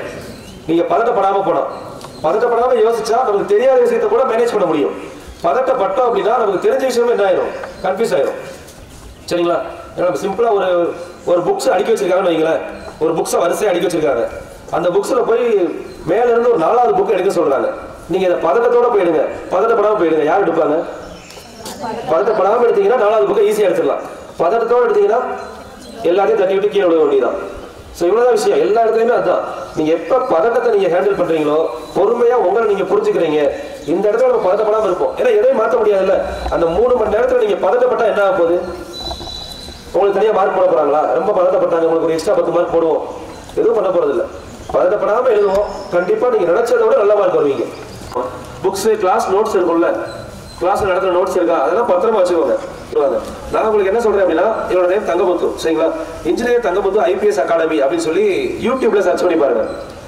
யூடியூப் சேனல்ல அது மாதிரி எப்பயுமே வந்து பாத்தீங்கன்னா ஒரு சேனல்ல வந்து பாத்தீங்கன்னா ஒரு கிளாஸை போஸ்ட் பண்றாங்கன்னா எப்பயுமே அந்த கமெண்ட்ஸை பார்க்கணும். பாப்பீங்கல்ல, அந்த கமெண்ட்ஸ் வந்து பாத்தீங்கன்னா ஒரு 10 பேர் அப்படின்னா அவங்களே கூட பொய்யா சொல்லுவாங்க. நான் இந்த விஷயத்துல உங்களுக்கு 2 விழிப்புணர்வே கொடுக்குறேன். சில பேருக்கு நான் படிங்க அப்படின்னு சொல்லி விழிப்புணர்வு கொடுத்துட்டு நீங்க தப்பான இடத்துல போய் சேர்ந்துடக்கூடாது. வீட்டில் இருக்க காசெல்லாம் வாங்கிட்டு போய் 1 லட்சம் ரூபாய் கட்டி அதையும் சேர்ந்து படிக்க போறேன்னு சொல்லிட்டு விளம்பரம் பெருசா பண்ணுவாங்க. இப்போ விளம்பரம் அப்படிங்கிறது என்கிட்ட படிச்சு கலெக்டர் இருக்காங்க, ஒரு கலெக்டரை கூப்பிட்டு பேச வைக்கலாம். சரிங்களா? ஒரு போலீஸை கூப்பிட்டு பேச வைக்கலாம். இவர் இப்போ உங்க ஸ்கூல்ல படிச்சவர், ஸோ அப்படிங்கிறப்ப உங்களுக்கு ஈஸியா கனெக்ட் ஆகுது. இதே மாதிரி இப்போ நினைச்சேன் அப்படின்னா நான் ஓப்பனா சொல்றேன், இதே மாதிரி ஒரு 10,000 ரூபாய் ஒரு ஆளுக்கு கொடுத்தோம்னா ஒரு 20 பேர், ஒரு ஆளுக்கு 10,000 ரூபாய், 20 பேரை கூட்டு வந்து யூனிஃபார்ம்ல கூட்டு வந்து நிக்க வச்சு பேசினா இங்க இருந்து போறதுக்குள்ள 10 பேர் வந்து அகாடமியில ஜாயின் பண்ணிடுவீங்க. இதான் நடக்குது நிறைய இடத்துல. காலேஜ்ல என்ன பண்ணுவாங்க அப்படின்னா ஒரு 4-5 பேரை கூட்டு வந்துருவாங்க யூனிஃபார்ம்ல. இப்ப நம்ம உங்க ஸ்டூடெண்ட் இவரு, சரிங்களா? இப்படி இல்லாம ஏதோ ஒரு 4-5 பேர் வந்து முன்னாடி வந்து நான் இந்த மாதிரி படிச்சேன், பாஸ் பண்ணேன், ஃபீஸ் வந்து 1 லட்சம் ரூபாய், இப்போ வந்து 50,000 ரூபாய் கட்டினா உங்களுக்கு அட்மிஷன், அவ்வளவுதான் சொல்லுவாங்க. நம்மளை பொறுத்தளவுக்கு படிக்கணும்னு தெரியும், டைரக்டா போய் அந்த ஃபீஸை கட்டி ஏமாந்துடக்கூடாது. இதெல்லாம் நீங்க இப்பயே மைண்ட்ல வச்சுக்கோங்க. உங்களுக்கு ஒரு படிக்கணும்னு தோணுச்சுன்னா நீங்க நம்ம சேனலை சர்ச் பண்ணுங்க, 1 ரூபாய் கூட தேவையில்லை. சரிங்களா? சேனல்ல பாருங்க, மேக்ஸை பொறுத்தவரை 100 வீடியோ கொடுத்துருங்க, 100 வீடியோ கத்துக்கோங்க. உங்களுக்கு எந்த விஷயத்துல புரியலையோ எல்லாத்தையும் லேர்ன் பண்ண முடியுதான்னு பாருங்க. ஸோ எல்லாத்தையும் கத்துக்கிட்டு அதுக்கப்புறம் உங்களுக்கு ஏதாவது டவுட் இருந்தா நீங்க கான்டாக்ட் பண்ணுங்க. எடுத்த உடனே கான்டாக்ட் பண்ண சொல்லலாம் நான். சரிங்களா? மேடம்கிட்ட கான்டாக்ட் கொடுத்துருக்கேன், சார்ட்டே கொடுத்துருக்கேன். நீங்க டைரக்டா 12th முடிச்சுட்டு அது மாதிரி வந்து பாத்தீங்கன்னா ஃபாரினுக்கும் நமக்கும் ஒரு சின்ன வித்தியாசம் இருக்கு. ஃபாரின்ல தொழிற்கல்வி அப்படிங்கிறத காலேஜ்லயே கொண்டு வர்றாங்க. 2 விஷயம் இருக்கு. ஒண்ணு, சரிங்களா? இப்போ ஃபாரினை கம்பேர் பண்ணா கூட நம்ம ஏன் டவுனா இருக்கும் அப்படின்னா அதுல ஒரு விஷயம் இருக்கு. அதே மாதிரி நார்த் இந்தியன்ஸ், இப்போ நம்ம போறோம்ல, ட்ரெயின்ல போறோம், ட்ரெயின்ல பாக்குறவங்க ஃபுல்லாவே பாத்தீங்கன்னா TTRல ஹிந்தி தான், தமிழ் யாருமே இருக்க மாட்டாங்க. அவங்களுக்கு ஒரு சின்ன விஷயம் இருக்கு, அதை நம்ம இப்ப இருந்தே லேர்ன் பண்ணிக்கலாம். இப்போ நார்த் இந்தியால என்ன அப்படின்னா தொழிற்கல்வி அப்படிங்கிறது தியரியா இல்லாம பிராக்டிகலா கொண்டு வருவாங்க. எங்க இதுல சொல்றேன், நார்த் கண்ட்ரீஸ்ல, வேற கண்ட்ரீஸ்ல. ஸோ அங்கெல்லாம் வந்து பாத்தீங்கன்னா நீங்க 1 டே ஃபுல்லா கிளாஸ்னா ½ டே கிளாஸ்ல இருக்கணும், ½ டே போய் அதை பிராக்டிகலா ஒர்க் அவுட் பண்ணணும். மெக்கானிக்கல் இன்ஜினியரிங் அப்படின்னா ½ டே படிப்பாங்க, ½ டே போய் பைக் மேனுஃபேக்சரிங் பண்ற கம்பெனில உட்காந்து பைக் ஒர்க் பண்ணுவாங்க. ஸோ இது வந்து வேற கண்ட்ரில. இப்போ நார்த் இந்தியாவில் என்ன பண்றாங்க அப்படின்னு பார்த்தீங்கன்னா, நம்ம இப்போ 12th முடிக்கிறோம்ல, நீங்க 12th முடிச்சதுக்கப்புறம் எத்தனை பேர் காலேஜுக்கு போகணும் அப்படின்னு நினைக்கிறீங்க? காலேஜ் போய் படிக்கணும். Super, very good. ஆனால் நார்த் இந்தியாவில் இப்படி கேட்டோம் அப்படின்னா ஒருத்தர் கூட கை தூக்க மாட்டாங்க. யார் காலேஜுக்கு போகணும்னா கை தூக்க மாட்டாங்க. யார் கவர்மெண்ட் வேலைக்கு போகணும்னா எல்லாரும் கை தூக்குவாங்க. இதுதான் நார்த் இந்தியா. அதனால தான் நம்ம ட்ரெயினில் பார்க்குறப்போ பார்த்தீங்கன்னா கைக்கிற போடுவோம். ட்ரெயினில் பார்த்தீங்க அப்படின்னா எல்லாருமே நார்த் இந்தியன்ஸ் இருப்பாங்கல்ல. ரீசன் என்னன்னா 12th முடிப்பாங்க. 12th முடிச்சுட்டு கரஸில் டிகிரி போட்டுருவாங்க. இப்போ கரஸில் டிகிரி தமிழில் போட்டோம் அப்படின்னா தமிழ்நாட்டில் ரொம்ப 20% ரிசர்வேஷன் இருக்கு. அதுவும் பெண்களுக்கு தனியாக ரிசர்வேஷன் இருக்கு. அப்போ சில பேர் என்ன பண்ணலாம்னா, நீங்க ஒரு ஆப்ஷனா சொல்றேன், வேணா எடுத்துக்கோங்க. இல்ல எனக்கு அந்த எக்ஸ்ப்ளோசர் வேணும், காலேஜ் போகணும், போகலாம். எனக்கு வேகமா செட்டில் ஆகணும் லைஃப்ல, அதுக்கப்புறம் நான் கத்துக்கிறேன் அப்படின்னு நினைச்சீங்கன்னா 12th முடிங்க. 12th முடிச்ச உடனே கரஸ்ல ஒரு டிகிரி போட்டுருங்க. 3 வருஷம் நீங்க காலேஜ் போற செலவு, வர்ற செலவு எல்லாம் வீட்டுல தேவையில்லாம் செலவு தான். அது நீங்க கரஸ்ல போட்டு விட்டுட்டு புக் கொடுத்துருவாங்க. சரிங்களா? சிம்பிள் டிகிரியா போடுங்க. BA தமிழ் இல்ல BA ஹிஸ்டரி, ஈஸியா முடிஞ்சிடும். ஸ்டோரி மாதிரி தான் இருக்கும். கரெக்டா படிச்சு எழுதுறீங்க. ஸோ இதுக்கு பேரலா 3 வருஷம் என்ன பண்றீங்க அப்படின்னா TNPSCயோட சிலபஸை ஃபாலோ பண்ணுங்க. இதுதான் வந்து நார்த்ல பண்றாங்க. ரயில்வேக்கான சிலபஸை வந்து 12ஆம் கிளாஸ் முடிச்ச உடனே கையில கொடுத்துருவாங்க. எல்லாத்துக்கும் கரஸ்ல ஒரு டிகிரி போட்டு விட்டுருவாங்க. சரிங்களா? இவங்க கரெக்டா டிகிரி முடிச்சிருக்காங்கன்னா டிகிரி குவாலிஃபிகேஷன்ல வேலை இல்ல. நீங்க ஒரு 10th தான் முடிச்சிருக்கீங்க அப்படின்னா 10th வேலை. இப்போ ரயில்வேல எடுத்தீங்க அப்படின்னா RPF, இப்போ கான்ஸ்டபிள்னா 10வது படிச்சா போதும். RPF SI அப்படின்னா 12th முடிச்சா போதும். அதே மாதிரி நீங்க TTR 12th படிச்சா போதும். TTR இருக்கு. அது மாதிரி பார்த்தீங்கன்னா NTPCன்னு சொல்லுவாங்க, நான் டெக்னிக்கல் பாப்புலர் கேட்டகரி. ஸோ அதுக்கு டிகிரி முடிச்சா போதும். இப்படி ஒவ்வொரு கேட்டகரிக்குமே வேலை இருக்கு. நமக்கு டிகிரி அப்படிங்கிறது ஒரு படிப்பு தானே தவிர ஸோ அதை வச்சு எதுவுமே பண்ண போறது இல்லை. நான் ஃபீல் பண்ணது, இப்போ என் பேருக்கு முன்னாடி இன்ஜினியர் தங்கமுத்து அப்படின்னு போட்டிருப்பேன். நான் எதுக்காக இன்ஜினியரிங் படிச்சிருக்கேன், அது அங்கேயாவது போடுவோன்றதுனால தான். அதனால எந்த யூஸ் இருக்கான்னா எனக்கு பொறுத்தவரைக்கும் யூஸ் கிடையாது. அந்த ஒரு சில விஷயத்தை கற்றுக்கிட்டேன், பட் அது எனக்கு யூஸ் ஆகலை. பட் எனக்கு ஒருத்தவங்க இதே மாதிரி 12th கைட் பண்ணியிருந்தாங்கன்னா நான் கரெக்டாக காலேஜ் முடிக்கிறப்போ 21-22 வயசுல கவர்மெண்ட் ஜாப் போயிருப்பேன். எனக்கு அது 25 வயசுல தெரியும் போது என்ன ஆயிடுச்சு, வீட்டில் ப்ரெஷர், தங்கச்சிக்கு மேரேஜ் பண்ணணும், நானும் படிக்கணும், என்னோட கனவையும் விட முடியல, வீட்டையும் விட முடியல. ஸோ அதுதான் இங்கே வந்து நிற்கிறேன் இப்போ. ஸோ உங்களுக்கு அந்த ட்ராக் மாறாம கரெக்டாக போகணும் அப்படின்னா 12வது படிக்கும் போதே உங்க ட்ராக்கை ஃபிக்ஸ் பண்ணிக்கோங்க. நீங்க காலேஜ் போனாலும் TNPSCன்ற ஒண்ணு கையில் எடுத்துக்கோங்க. TNPSCயோ ரயில்வேவோ UPSCயோ உங்க இஷ்டம் தான். நீங்க 18 வயசுல ஃபிக்ஸ் பண்ணீங்கன்னா UPSC ஃபிக்ஸ் பண்ணுங்க, பெஸ்ட். UPSCல IAS IPS IRS நல்ல போஸ்ட்லாம் இருக்கு. நீங்க ஊர்ல வந்து பாத்தீங்கன்னா இன்னொரு விஷயம், போலீஸ் கான்ஸ்டபிள் SI அப்படின்னு எடுத்தீங்கன்னா ஊர்ல ஒரு 4 பேர் 5 பேர் இருப்பாங்க. ஆனா IPS எத்தனை பேர் இருப்பாங்க யோசிச்சு பாருங்க.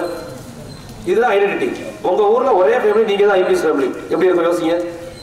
அடிக்கணும், இந்த மாதிரி பிளான் பண்ணணும். அது ஒரு பெரிய விஷயம்லாம் கிடையாது.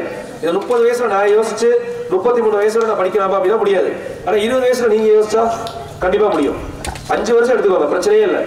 17 வயசு 12th முடிக்கிறீங்களா, 17 வயசுல UPSC கையில் எடுங்க. சரிங்களா? 5 வருஷம், 5 வருஷத்துக்கு மேல என்ன இருக்கு படிக்கிறதுக்கு? 5 வருஷம் கரெக்டா புக் வாங்குங்க, ப்ராப்பரா படிங்க. 22 வயசு 23 வயசுல ஒரு IPS officer IAS officer deputy collector அல்லது கலெக்டர் ஏதோ ஒரு போஸ்ட் போயிடலாம், கன்ஃபார்மா போயிடலாம். 5 வருஷத்துக்கு மேல எதுவுமே கிடையாது. அதில் நீங்க நல்லா படிச்சீங்கன்னா கூட 2 வருஷம் தான். உங்களுக்கு அந்த காலேஜ் முடிச்சப்போ இன்னொரு விஷயம் என்ன அப்படின்னா, ஸ்கூல் முடிக்கிறப்போ அந்த ஃப்ளோ இருக்கும். இப்போ நான் 21 வயசுல காலேஜ் முடிச்சேன், நான் 3 வருஷம் வேலை பார்த்தேன். 25 வயசுல மறுபடியும் படிக்க ஆரம்பிச்சேன். அப்ப எனக்கு அந்த ஃப்ளோ வந்து மறுபடியும் வர்றதுக்கு 1 வருஷம் ஆயிடுச்சு. இப்போ நீங்க படிக்கிறீங்க, எக்ஸாம் எழுதுறீங்க, இந்த மைண்ட் செட் ஃபுல்லா படிக்கிறதே ஓடிக்கிட்டு இருக்கும். இது அப்படியே கேப் விடாம வந்தீங்கன்னா 21 வயசுல இங்க ஒரு கண்டிப்பா ஒரு 10 கலெக்டர் இருக்கீங்க. நான் சொன்னதை ஃபாலோ பண்ணா 21 வயசுல கலெக்டர் அப்படின்னா நீங்க யோசிச்சு பாருங்க, ரிட்டையர் ஆகும்போது எந்த ரேங்க்ல வருவீங்க அப்படின்னு சொல்லி. நான் சொல்றது மினிமம் IAS. சரிங்களா? ஆனா ஆல்மோஸ்ட் IAS ஆகுறதுன்றது இப்போ நீங்க போலீஸ் ஆனா கூட IAS ஆகுறது கஷ்டம். இப்போ தம்பி செல்வமுருகன் இருக்காரு இல்லைங்களா, இப்போ போலீஸ் செலக்ட் ஆயிருக்காரு. பட் இந்த அடுத்த அட்டம்ப்ட்ல SI கிளியர் பண்ணுவாரு, அதுக்கு அடுத்த அட்டம்ப்ட்ல DSP கிளியர் பண்ணுவாரு. ஏன்னா அந்த அளவுக்கு நாலேஜ் இருக்கு அவருக்கு. 4 வருஷம் படிச்சிருக்காங்க. இப்போ நீங்க உங்களுக்கு இப்போ இருந்தே ஸ்டார்ட் பண்ண சொல்றது ரீசன் அதுதான். 4 வருஷம் அவர் படிச்ச விஷயம் அப்படிங்கிறது நிறைய விஷயம் படிச்சிட்டாரு. நீங்க சொல்ற 6 to 10 புக்கு, உங்க புக்ல எந்த கண்டென்ட் ஓபன் பண்ணி கேளுங்க, அவர் ஸ்பாட்ல ஆன்சர் பண்ணுவாரு. ஆனா ஸ்கூல்ல அப்படி இருந்தாலும் தெரியல. பட் இப்போ லைஃபுக்காக படிச்சாங்க, அதான் விஷயம். ஸ்கூல்ல மார்க்குக்காக படிக்கிறோம், இப்போ லைஃபுக்காக படிக்கிறோம். ஸோ அதை புரிஞ்சு படிச்சீங்க அப்படின்னா கண்டிப்பா எல்லாருமே சக்சஸ் ஆகலாம். உங்களுக்கு ஏதாவது டவுட்ஸ் இருக்கா? நான் சொல்றது ஏதாவது டவுட்ஸ் இருந்துச்சு அப்படின்னா கேட்கலாம். இல்லை எனக்கு 10th முடிச்சதுக்கு அப்புறம் என்னை கான்டாக்ட் பண்ணணும் அப்படின்னாலும் கான்டாக்ட் பண்ணுங்க. மேடம் நான் நம்பர் கொடுத்துருக்கேன். ஸோ அது மாதிரி நம்ம ஸ்கூலில் ஸ்டூடெண்ட்ஸுக்கு ஏதாவது வீக்லி ஒன்ஸோ இந்த மாதிரி கிளாஸ் ப்ரோக்ராம் வேணுனாலும் நான் பண்ணித்தரேன். எப்போ நான் ஃப்ரீயாக இருக்கணும், ஃப்ரீ டைமில் எக்ஸாமுக்கான சிலபஸ் என்னென்ன, எப்படி படிக்க ஆரம்பிக்கலாம், ஸோ இந்த மாதிரி ஐடியாஸ் நான் கொடுக்குறேன். சரிங்களா? பட் எல்லாரும் மாறுவீங்களான்னு தெரியாது. கண்டிப்பாக ஒரு 10 பேராவது மாறுவீங்க, கன்ஃபார்மாக மாறுவீங்க. ஏன்னா நம்ம சிச்சுவேஷன் அதுதான். இதை நான் போய் ஒரு பிரைவேட் ஸ்கூலில் பேசுகிறேன் அப்படின்னா அதில் ஒரு ஆள் மாறுறது கூட கஷ்டம். ஏன்னா பிரைவேட் ஸ்கூலில் ஒரு ஸ்டூடெண்ட்டை வந்து பிரைவேட் ஸ்கூலில் சேர்க்குறாங்க அப்படின்னா வீட்டில் ஆல்ரெடி பிளான் இருக்கும்.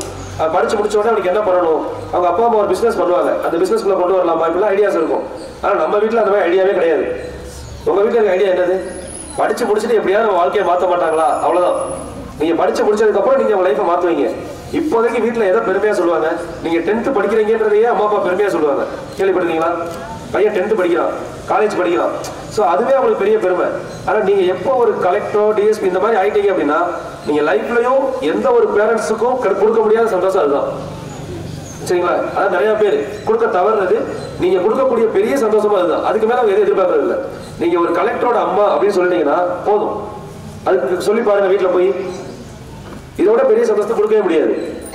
இதை இப்போ நினைச்சா கொடுக்க முடியும். திரும்பவும் சொல்றேன், இப்போ இந்த டைம் இப்போ ஃபிக்ஸ் பண்ணுங்க. உங்க நோட்டுக்கு பின்னாடி உங்க பேருக்கு பின்னாடி எழுத ஆரம்பிக்கணும். உங்க பேர் எழுதுறீங்க குமார் ஐபிஎஸ், அவ்வளவுதான்.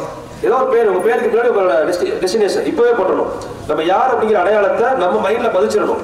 இதுதான் உங்க கனவு. சரிங்களா? அந்த கனவை நோக்கி மட்டும்தான் ஓடணும். அது எது வேணா இருக்கலாம், கலெக்டரா இருக்கலாம், ஐபிஎஸ்ஸா இருக்கலாம், ஒரு விஏஓவா இருக்கலாம். உங்களுக்கு எந்த வேலை பிடிச்சிருக்கு, சயின்டிஸ்ட் ஆகணும் நினைக்கிறீங்களா, இருக்கலாம். பட் அதை நோக்கி நம்ம டிராவல் பண்ணணும், தொடர்ச்சியா கண்டினியூ பண்ணணும். சரிங்களா? பட் எய்மை ஃபிக்ஸ் பண்ணுங்க, இப்ப இருந்தே புக்கில் எழுதுங்க. அதனால நல்ல விஷயம். ஏன்னா இப்போ ஸ்டூடெண்ட்ஸ் மத்தியில் அதிகமாக நம்ம பார்க்கறது என்னன்னா புக்கு தான். எக்ஸாம் படிக்கும் போது தான் புக்கு தான் பார்ப்போம். அப்போ புக்கில் எங்கெல்லாம் உங்க பேர் இருக்கோ பேருக்கு பின்னாடி என்ன இருக்கணும், உங்க பதவி, உங்க அடையாளம், ஐடென்டிட்டி. அதை உண்மையாக்குறவரை அதை விடக்கூடாது. சரிங்களா? இப்போ ஏஜ் என்ன உங்களுக்கு? 15, இன்னும் 10 வருஷம் இருக்கு. நான் எதிர்பார்க்கறது உங்கள்கிட்ட 25 வயசுல கலெக்டர். ரொம்ப ஸ்ட்ரெஸ் எடுத்துக்கலாம். ஆனா 21 வயசுல எல்லாருமே ஆயிருவீங்க. கரெக்டா இப்ப டிராவல் பண்ணீங்கன்னா 21 வயசுல இங்க உட்காந்துருக்க ஒவ்வொருத்தருமே கலெக்டர், ஐபிஎஸ், ஐஏஎஸ் நல்ல கேடர்ல வருவீங்க. சரிங்களா? ஒரு சின்னதாக ட்ரை பண்ண ஆரம்பிச்சா கூட அட்லீஸ்ட் விஏஓ ஆகுறது ரொம்ப ஈஸி. நான் கிளாஸ்ல சொல்றது 3 மாசம் போது விஏஓக்கு. கரெக்டா 3 மாசம் படிச்சா விஏஓ. ஸோ உங்களுக்கு 5 வருஷம் கையில இருக்கு. ஒரு ஷெடியூல் போடுங்க. எப்பயுமே ஒரு விஷயத்த பண்ணணும்னா ஷெடியூல் போடணும். என்ன சிலபஸ், என்ன படிக்க போறோம், ஷெடியூல் போட்டு டெய்லி இப்போ காலையில வர்றீங்க, ஈவினிங் போறீங்க, ஒரு நாளைக்கு எத்தனை மணி நேரம் நீங்க ஆக்டிவா இருக்கிறீங்க, எத்தனை மணி நேரம் தூங்குறீங்க, எல்லாத்தையும் கால்குலேட் பண்ணணும். ஒரு கால்குலேஷன் இல்லாம போனோம் அப்படின்னா லைஃப் எங்க போறேன்னு சொல்ல முடியாது. சரிங்களா? அதெல்லாம் கொஞ்சம் யோசிங்க. இப்போ 10th முடிச்சதுக்கு அப்புறம் லீவ்ல இருப்பீங்க. அந்த டைம்ல ஒரு சில போர்ஷன் நல்லாவே கம்ப்ளீட் பண்ணலாம். இப்பவே பிளான் பண்ணுங்கப்பா. திரும்ப திரும்ப சொல்றேன்.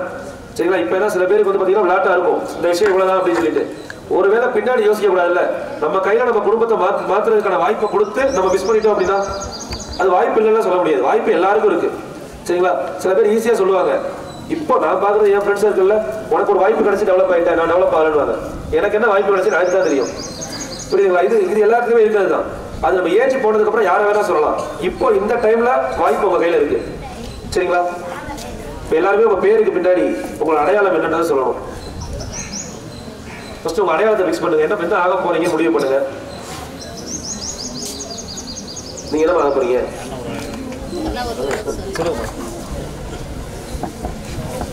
நீங்க என்னமா? புரியலமா? புரியல. நர்ஸுங்களா? சூப்பர். பேரு? கலைமணியா? சூப்பர். பேருக்கு பின்னாடி நர்ஸ் எழுதிக்கோங்க. அவ்வளவுதான். ஏதாவது இருக்கா? சரிங்களா? இப்போ நர்ஸுங்கிறது வந்து பார்த்தீங்க அப்படின்னா அந்த செவிலியர் பணி அப்படிங்கிறது ஒரு உன்னதமான பணி. சரிங்களா? ஒரு நோயாளியை எப்படி பார்க்கணும், இதுவும் பார்த்தீங்கன்னா ஒரு தியாகம். அன்னை தெரசா மாதிரி ஒரு தியாகம் கலந்த பணி அது. ஸோ இந்த மாதிரி உங்களுக்கு எது பிடிச்சிருக்கோ அதில் டிராவல் பண்ணுங்க. இப்போ நானுமே ஐபிஎஸ் பிடிச்சி வந்தேன். இப்போ நானுமே நிறைய சர்வீஸ் பண்ணுறேன் இல்லைங்களா? இப்போ என்னோட கனவு இதாகவே மாறிடுச்சு. இப்போ என்னால் 100 பேர் வேலைக்கு போகணும், என்னால் ஒரு 1000 பேர் வேலைக்கு போகணும் அப்படிங்கிற என்னோட தாட்டு. சூப்பர். இந்த மாதிரி உங்களோட பணி என்னன்றதை ஃபிக்ஸ் பண்ணுங்க. ஸோ இதுக்கப்புறம் நீங்கள் என்ன பண்ணணும் அப்படிங்கிறத யோசிங்க. இப்போ நீங்கள் நர்சிங் படிக்கணும் அப்படின்னா அடுத்து என்ன பண்ணணும்? சயின்ஸ் குரூப் எடுக்கணும், அப்புறம் படிக்க முடியும். ஸோ அப்போ எந்த ஏரியாவில் ஸ்கோர் பண்ணணும் எல்லாத்தையும் யோசிங்க. நர்சிங் படிக்கணும் அப்படின்னா நார்மல் காலேஜ்லேயே படிக்கலாம், மெடிக்கல் டாப் மோஸ்ட் காலேஜ்லேயே படிக்கலாம். ஸோ இப்படி தான் எய்ம் இருக்கணும். ஏதோ நான் படித்தா போதும் இருக்கக்கூடாது. அப்போ டாப் மோஸ்ட் காலேஜில் படிக்கணும் அப்படின்னா நம்ம எவ்வளோ மார்க் எடுக்கணும் அதை ஃபிக்ஸ் பண்ணி ட்ராவல் பண்ணணும். உங்களுக்கு என்னமா எய்ம்? ஐஏஎஸ். Very good. பேருமா? தர்ஷிகா ஐஏஎஸ். சூப்பர், நல்லா இருக்கும் பேரு. பேருக்கு பின்னாடி ஐஏஎஸ் இருந்தால் நல்லா இருக்கும். வெறும் பேர் வந்து வேஸ்ட்டு. எல்லாருக்கும் இருக்கும்ல, தர்ஷிகா ஐஏஎஸ் எப்படி இருக்கு பேரு? எழுதும் போதே சேர்த்து எழுதிக்கிறோம். சரிங்களா? ஸோ இந்த ஐடென்டிட்டி அப்படிங்கிறத நம்ம தான் ஃபிக்ஸ் பண்ணணும். கண்டிப்பாக பண்ணணும். சரிங்களா? கண்டிப்பாக அச்சீவ் பண்ணணும். இன்னொரு 5-6 வருஷத்துக்குள்ள நீங்கள் ஐஏஎஸ் ஆகிட்டீங்கன்னு பார்க்கணும். என்னை பார்க்க டீச்சர்ஸை பார்த்தாலே போதும், சரிங்களா? ஏன்னா உங்களுக்கு இந்த ஆப்பர்ச்சுனிட்டியை கொடுத்துருக்கிறது அவங்க தான். ஒவ்வொருத்தவங்களையும் தனியாக பார்த்து வீட்டில் பேசணும் அப்படின்னா பேச முடியுமா? முடியாது. இந்த ஆப்பர்ச்சுனிட்டி கிரியேட் பண்ணி கொடுத்துருக்கிறது டீச்சர்ஸ். இங்கே நீங்கள் யோசிக்காமல் படிக்கிறதுக்கு காரணம் பேரண்ட்ஸ். நீங்கள் இப்போ பண்ண போகிறது அவங்களுக்கு செய்யக்கூடிய ஒரு நன்றி கடன், அவ்வளோதான். இது நீங்கள் இப்போ உங்களோட சக்ஸஸ் ஒவ்வொன்றுக்கு பின்னாடியுமே இருக்கிற 2 பேர் பேரண்ட்ஸு, டீச்சர்ஸ். அதை மட்டும் மறந்துடாதீங்க. சூப்பர். உங்க நீங்கள் Krithika IPS, very good. Plan பண்ணுங்க, இந்த மாதிரி பிளானை ஃபிக்ஸ் பண்ணுங்க. சூப்பர். ஸோ IAS IPS பற்றி தேட ஆரம்பிங்க. ஏன்னா தேடல் இருந்தால் மட்டும்தான் சக்ஸஸ் அப்படிங்கிறது இருக்கும், சரிங்களா? இப்போ IPS படிக்கணும் அப்படின்னா என்ன பண்ணணும் அப்படிங்கிறத யோசிக்கணும். அடுத்து என்ன சிலபஸ் அப்படிங்கிறத யோசிக்கணும், சரிங்களா? அது மாதிரி பார்த்தீங்கன்னா நம்ம ஒரு விஷயத்தை வந்து முன்னாடி சொல்கிறோம்ல, சொல்லும்போது பல பேர் பல விதமாக பேசுவாங்க. எப்பயுமே நார்மலாக இப்போ நீங்கள் இதை யோசிக்கக்கூடாது, சரிங்களா? இப்போ எக்ஸாம்பிள் ஹிஸ்ட்ரி படிக்கிறீங்கல்ல, ஹிஸ்ட்ரியில் போர்கள் பற்றி படிப்போமா? கலிங்கத்து போர் எப்போ நடந்துச்சு? கலிங்கா தெரியுமா? சரி, கலிங்கத்து போர் யார் யாருக்கு நடந்துச்சு? கலிங்க போருக்கு சிறப்பான மன்னர் யாரு? அசோகர், கலிங்கத்துக்கு ஆரவேலன் சொல்லுவாங்க. இப்ப அசோகர் வந்து கலிங்க போருக்கு அப்புறம் போரையே விட்டார் அப்படின்னு படிச்சிருப்போம். ஆனா அசோகர் விட்டார்னு படிச்சோம். அசோகருக்கு பின்னாடி யாராவது ஒரு போருக்கு போறதை பத்தி பேசுறவங்களை பத்தி ஏதாவது படிச்சிருக்கீங்களா? எதுக்காக சொல்றேன்னா இதுதான் விஷயம். நம்ம ஒரு விஷயத்துல போறோம் அப்படின்னா ஜெயிக்கிறோம் தோக்குறோம் ரெண்டாவது. நம்ம முயற்சி பண்ணோமா அதுதான் சக்சஸ். நம்ம முயற்சி பண்ணும்போது பல பேர் பல விதமா பேசுவாங்க. இப்போ நீங்க IPS போடுறீங்க, இதை பார்த்து உங்க கூட இருக்க ஃப்ரெண்ட்ஸ் கூட ஏதாவது கிண்டல் பண்ணலாம். அதை நம்ம நினைக்கக்கூடாது. இப்படி அடுத்தவங்களுக்காக வாழ ஆரம்பிச்சோம் அப்படின்னா நம்ம ட்ராக் மாறிடும், சரிங்களா? அசோகர் ஜெயிச்சாரு தோத்தாரு ரெண்டாவது. அசோகர் கலிங்கத்து போருக்கு போனார், நமக்கு தெரியும். அசோகரை மட்டும் தான் தெரியும். அசோகருக்கு பின்னாடி கிண்டல் பண்ண வேற தெரியுமா? நமக்கு தெரியாது. எப்பயுமே ஹிஸ்டரியை உருவாக்கணும் அப்படின்னா நம்ம முயற்சி பண்ணணும், நம்ம மூவ் பண்ணணும். கண்டிப்பா ஹிஸ்டரியில் உங்க பேர் ஒரு நாள் இடம்பெறும். அந்த அளவுக்கு நம்ம போராடணும். இப்போ வேலைக்கு போனாலுமே இதோட நிப்பாட்டிடக்கூடாது. நீங்க ஒரு IPS ஆயிட்டீங்கன்னா உங்களுக்கு பின்னாடி குறைஞ்சது ஒரு 5 பேரை கஷ்டப்படுறவங்கள மேல கொண்டு வரணும். அதுதான் உண்மையா செய்யக்கூடிய ஒரு சேவை, சரிங்களா? இந்த மாதிரி மைண்ட்ல பிக்ஸ் பண்ணிக்கோங்க. இந்த மாதிரி என்னைக்கும் ஒரு நாள் பிக்ஸ் பண்ணதுதான் இப்போ நான் ஓடிக்கிட்டு இருக்கேன், சரிங்களா? இது எப்போ சக்சஸ் ஆகும் தெரியல. இப்போ ஸ்டார்ட் பண்றேன். இன்னொரு 5-6 வருஷத்துல குறைஞ்சது ஒரு 100 IAS IPS நான் சொன்னதுக்கு அப்புறம் உருவானவங்க இருப்பாங்க கண்டிப்பா. ஸோ அதில் நீங்களும் ஒரு ஆளா இருக்கணும். ஸோ எல்லாருமே பிக்ஸ் பண்ணிக்கோங்க. சரி, இப்போ பேசும்போது இப்போ எல்லாருக்குமே பார்த்தீங்கன்னா கிட் கொடுக்கலாம்னு பிளான் பண்ணியிருக்கோம். 10th ஸ்டூடெண்ட்ஸுக்கு கிட்ஸ் கொடுக்கும்போது உங்களோட ஐடென்டிட்டியும் சேர்த்து சொல்லணும். உங்க பேரு பிளஸ் உங்க ஐடென்டிட்டி சொல்லிட்டு நீங்க வாங்கிக்கலாம், சரிங்களா? எல்லாருமே பிக்ஸ் பண்ணிக்கோங்க. எப்பயும் தயங்காதீங்க. தயங்கினீங்க அப்படின்னா தயக்கத்துக்கு இங்க மதிப்பே கிடையாது. சக்சஸுக்கு மட்டும்தான் மதிப்பு. தயங்கலைனாலே சக்சஸ். அது மாதிரி ஒருத்தர் அலிசன் ஃபெலிக்ஸ் அப்படின்னு சொல்லி கேள்விப்பட்டிருக்கீங்களா? அமெரிக்காவோட ஒரு டென்னிஸ் பிளேயர் அலிசன் ஃபெலிக்ஸ் கேள்விப்பட்டதில்ல. ஸோ அவங்க வந்து பார்த்தீங்கன்னா இந்த அலிசன் ஃபெலிக்ஸ் அப்படிங்கிறவங்க கிட்டத்தட்ட ஒரு 18 மெடலுக்கு மேலே வாங்கியிருக்காங்க சாம்பியன்ஷிப். அவங்க வந்து பார்த்தீங்கன்னா உசேன் போல்ட் தெரியும் எல்லாருக்கும்.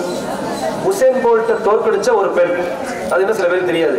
அவங்க உசேன் போல்ட்டை ஒரு டைம் தோற்கடிச்சாங்க. உசேன் போல்ட்டை தோற்கடிக்கும் போது அவங்களுக்கு வயசு வந்து பார்த்தீங்கன்னா 34 வயசு. அவங்களுக்கு ஒரு குழந்தை பிறந்து சிசேரியன் குழந்தை பிறந்து கரெக்டாக ஒரு வருஷம் உசேன் போல்ட் கூட ஓடி உசேன் போல்ட்டை தோற்கடிச்ச ஒரு பெண்ணு தான் அவங்க, சரிங்களா? ஸோ இந்த மாதிரிலாம் இருக்காங்க. நீங்க நினைக்கிறோம் நம்ம பண்ற விஷயம் பெரிய விஷயம் சொல்லி, நம்மளோட பெரிய பெரிய சாதனைகளை யாரும் பண்றாங்க. அதனால நீங்க அதெல்லாம் யோசிக்கவே கூடாது. உங்களோட டார்கெட்ல உங்களை பத்தி பேசுறாங்க, உங்களை பத்தி யோசிக்கிறாங்க அப்படின்னா சொல்றவங்களோட நிலைமையை முதல்ல யோசிங்க. நம்மளுக்கு மேல இருக்காங்க, நமக்கு நல்லது நினைக்கிறாங்களா எடுத்துக்கலாம், இல்லைன்னா எடுத்துக்கவே கூடாது. சிம்பிள். ஸோ அதே மாதிரி தான் இப்போ மொலாங்கோ அப்படின்னு சொல்லி ஒருத்தர். ஸோ அவர் வந்து பார்த்தீங்கன்னா அவர் ஒரு பிளேயரே கிடையாது. ஒரு ரிசர்வேஷன் மூலமாக உள்ள வந்தவர். ஒலிம்பிக்ல நீச்சல்ல அவர் வந்து பார்த்தீங்க அப்படின்னா மெடல் வாங்கியிருக்காரு. ஒரு டைம் கோல்டு மெடல். ஆக்சுவலாக அவர் கோல்டு மெடல் வாங்குவார்னு அவருக்கே தெரியாது. எப்படின்னா அவர் வந்து கோல்டு ஒலிம்பிக்ல பார்ட்டிசிபேட் பண்றாரு. அவர் கூட பார்ட்டிசிபேட் பண்ண 2 பேர் வெல் எக்ஸ்பீரியன்ஸ்டு அவங்க கூட வர்றாரு. 2 பேருமே என்ன ஆயிடுறாங்க அப்படின்னா பவுல். 2 பேருமே அவுட். அவர் ஒருத்தர் தான் இருக்காரு. வேற வழியே இல்லாம அவருக்கு கோல்டு மெடல் கொடுத்தாங்க. அவருக்கு போற வர தெரியாது, அவருக்கு பிராக்டிஸ் கிடையாது. அவர் ஊர்ல வந்து பாத்தீங்கன்னா ஒரு 10 டைம் தான் நீச்சல் குளத்துக்கே போயிருக்காரு. ஃபர்ஸ்ட் டைம் அந்த ஒலிம்பிக் நீச்சல் குளத்தை அப்பதான் பாக்குறாரு. ஸோ இந்த மாதிரிலாம் லைஃப்ல சேஞ்சஸ் நடக்கும். பட் நம்ம நோக்கம் ஒரே தான் இருக்கணும். அவர் ஒலிம்பிக்ல போகணும், நான் வந்து நீச்சல் போட்டியில கலந்துக்கணும்ன்றது மட்டும் தான் ஒரு நோக்கம். பட் பயிற்சி அந்த அளவுக்கு இல்லை. ஆனா அவர் கோல்டு மெடல் வாங்கியிருக்காரு. ஸோ இந்த மாதிரி ஸ்டோரிஸை படிங்க. நீங்க படிக்கணும்னு நினைச்சீங்கன்னா இந்த மாதிரி ஸ்டோரிஸ் படிங்க. ஸோ எப்பயுமே பாத்தீங்கன்னா ப்ராப்பரா பிளான் பண்ணுங்க. இன்னொரு விஷயம், இது வந்து இப்போ உங்களுக்கு புரியாது. ஒரு உலக பெரிய பெரிய பணக்காரர்கள் சொல்ல ஒரு விஷயம், சரிங்களா?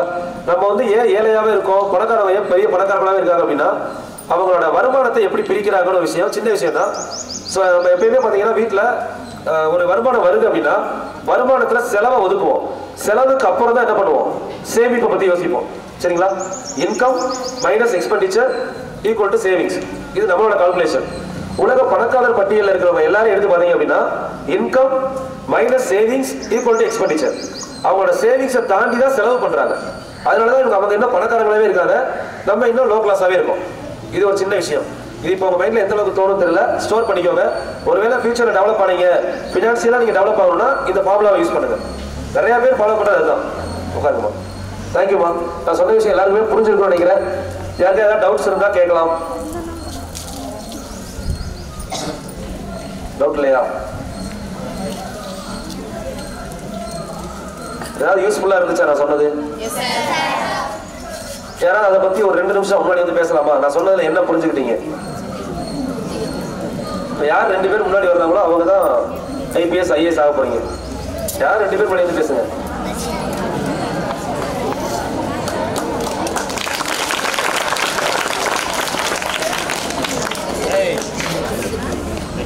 என்னுடைய இனிய மதிய வணக்கத்தை தெரிவித்துக் கொள்கிறேன்.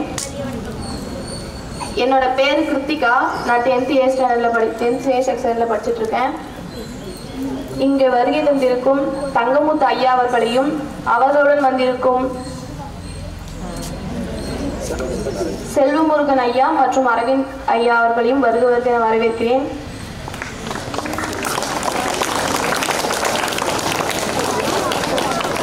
ஐயா நம்ம கிட்ட இப்போ பேசிட்டு இருந்தாரு.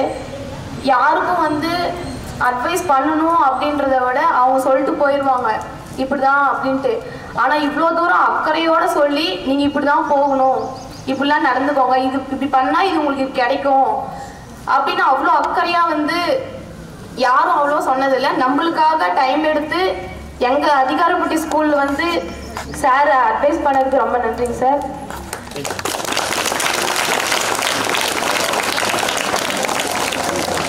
தமிழம்மா சொன்னாங்க, இவருக்கு நன்றி கடனா செலுத்தணும் அப்படின்னா நாம படிச்சு நாம ஒரு நல்ல வேலைக்கு போய் நல்ல பயிற்சி எடுத்து அந்த பதவியில இருந்துட்டு, ஐயா நீங்க இப்படி சொன்னதுனால தான் நாங்க இப்படி வந்தோம், எங்க ஆசிரியர் இப்படி உதவினால தான் நாங்க இப்படி இருக்கோம் அப்படின்னு சொன்னா அவங்களுக்கு தான் அது பெருமை.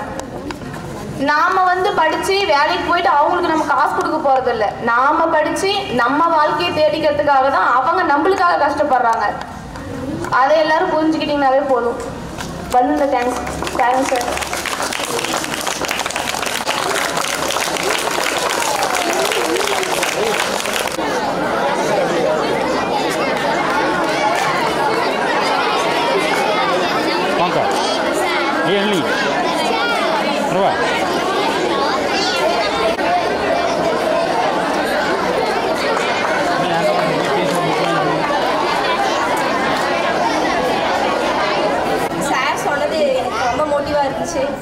நான் இந்த இடத்துல May 10 கண்டிப்பாக ஸ்டேட் ஃபஸ்ட்டாக ஒரு மாணவியாக இங்கே நிற்பேன். அவங்க நம்பிக்கை நிறைய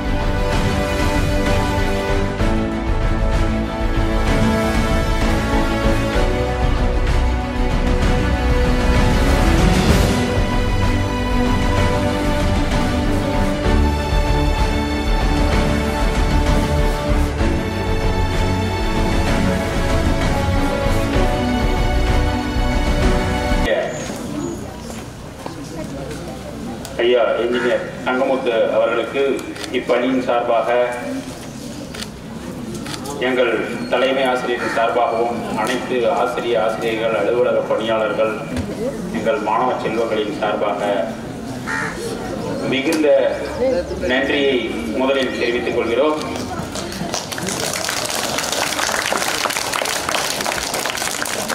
நமக்காக 100 டிகிரி வெயில் சென்னையிலிருந்து 5+5 10 மணி நேரம் டிராவல். எதற்காக இவ்வளவு சிரமம்? இங்கே நீங்க அங்க உட்காந்து சண்டை போடுறதுக்கும் அங்க பேசிக்கிறதுக்கும் அதுக்காக வந்திருக்கிறாங்க. ஒரு விதை ஒரு வனத்தை உண்டாக்கும். ஒரு விதை ஒரு வனத்தை உண்டாக்கும். இன்று என் கண் முன்னால் தெரிகின்ற ஒரு விதை இன்ஜினியர் தங்கமுத்து.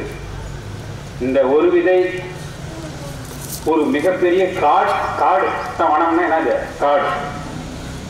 மிகப்பெரிய ஒரு வனத்தை வந்து ஒரு டெவலப் பண்ணிட்டே இருக்கிறார். ரமணா படத்துல அந்த படம் பார்த்தீங்கன்னு தெரிஞ்சிருக்கோம். அவர் வந்து தன்னுடைய முயற்சியால மாணவர்களை ஒரு ஆசிரியர் தன்னுடைய மாணவர்களை உருவாக்கி பல்வேறு துறைகளில் உள்ள தெரிஞ்சிருப்பார். ஒரு துறையை தன்னால் அடைய முடியலனாலும் நான் நினைச்ச பல்வேறு துறை ஒரு மனிதன் ஒரு முறை பாஸ் பண்ணோம்னா ஒரு துறையை தான் அடைய முடியும். ஆனா இவர்கிட்ட இருக்கிற சிறப்பு என்ன தெரியுமா? இவருடைய வழிகாட்டுதலின் பேரிலும் இவருடைய கல்வி நிறுவனத்தின் பேரிலும் பல்வேறு துறைகளில் இவருடைய ஜெராக்ஸா இவருடைய நகலங்களை பல்வேறு அரசு அதிகாரிகள் வந்து உருவாக்குகிறார். உண்மையே மிகப்பெரிய ஒரு பயங்கரமான அச்சீவ்மெண்ட் சார். சாதாரண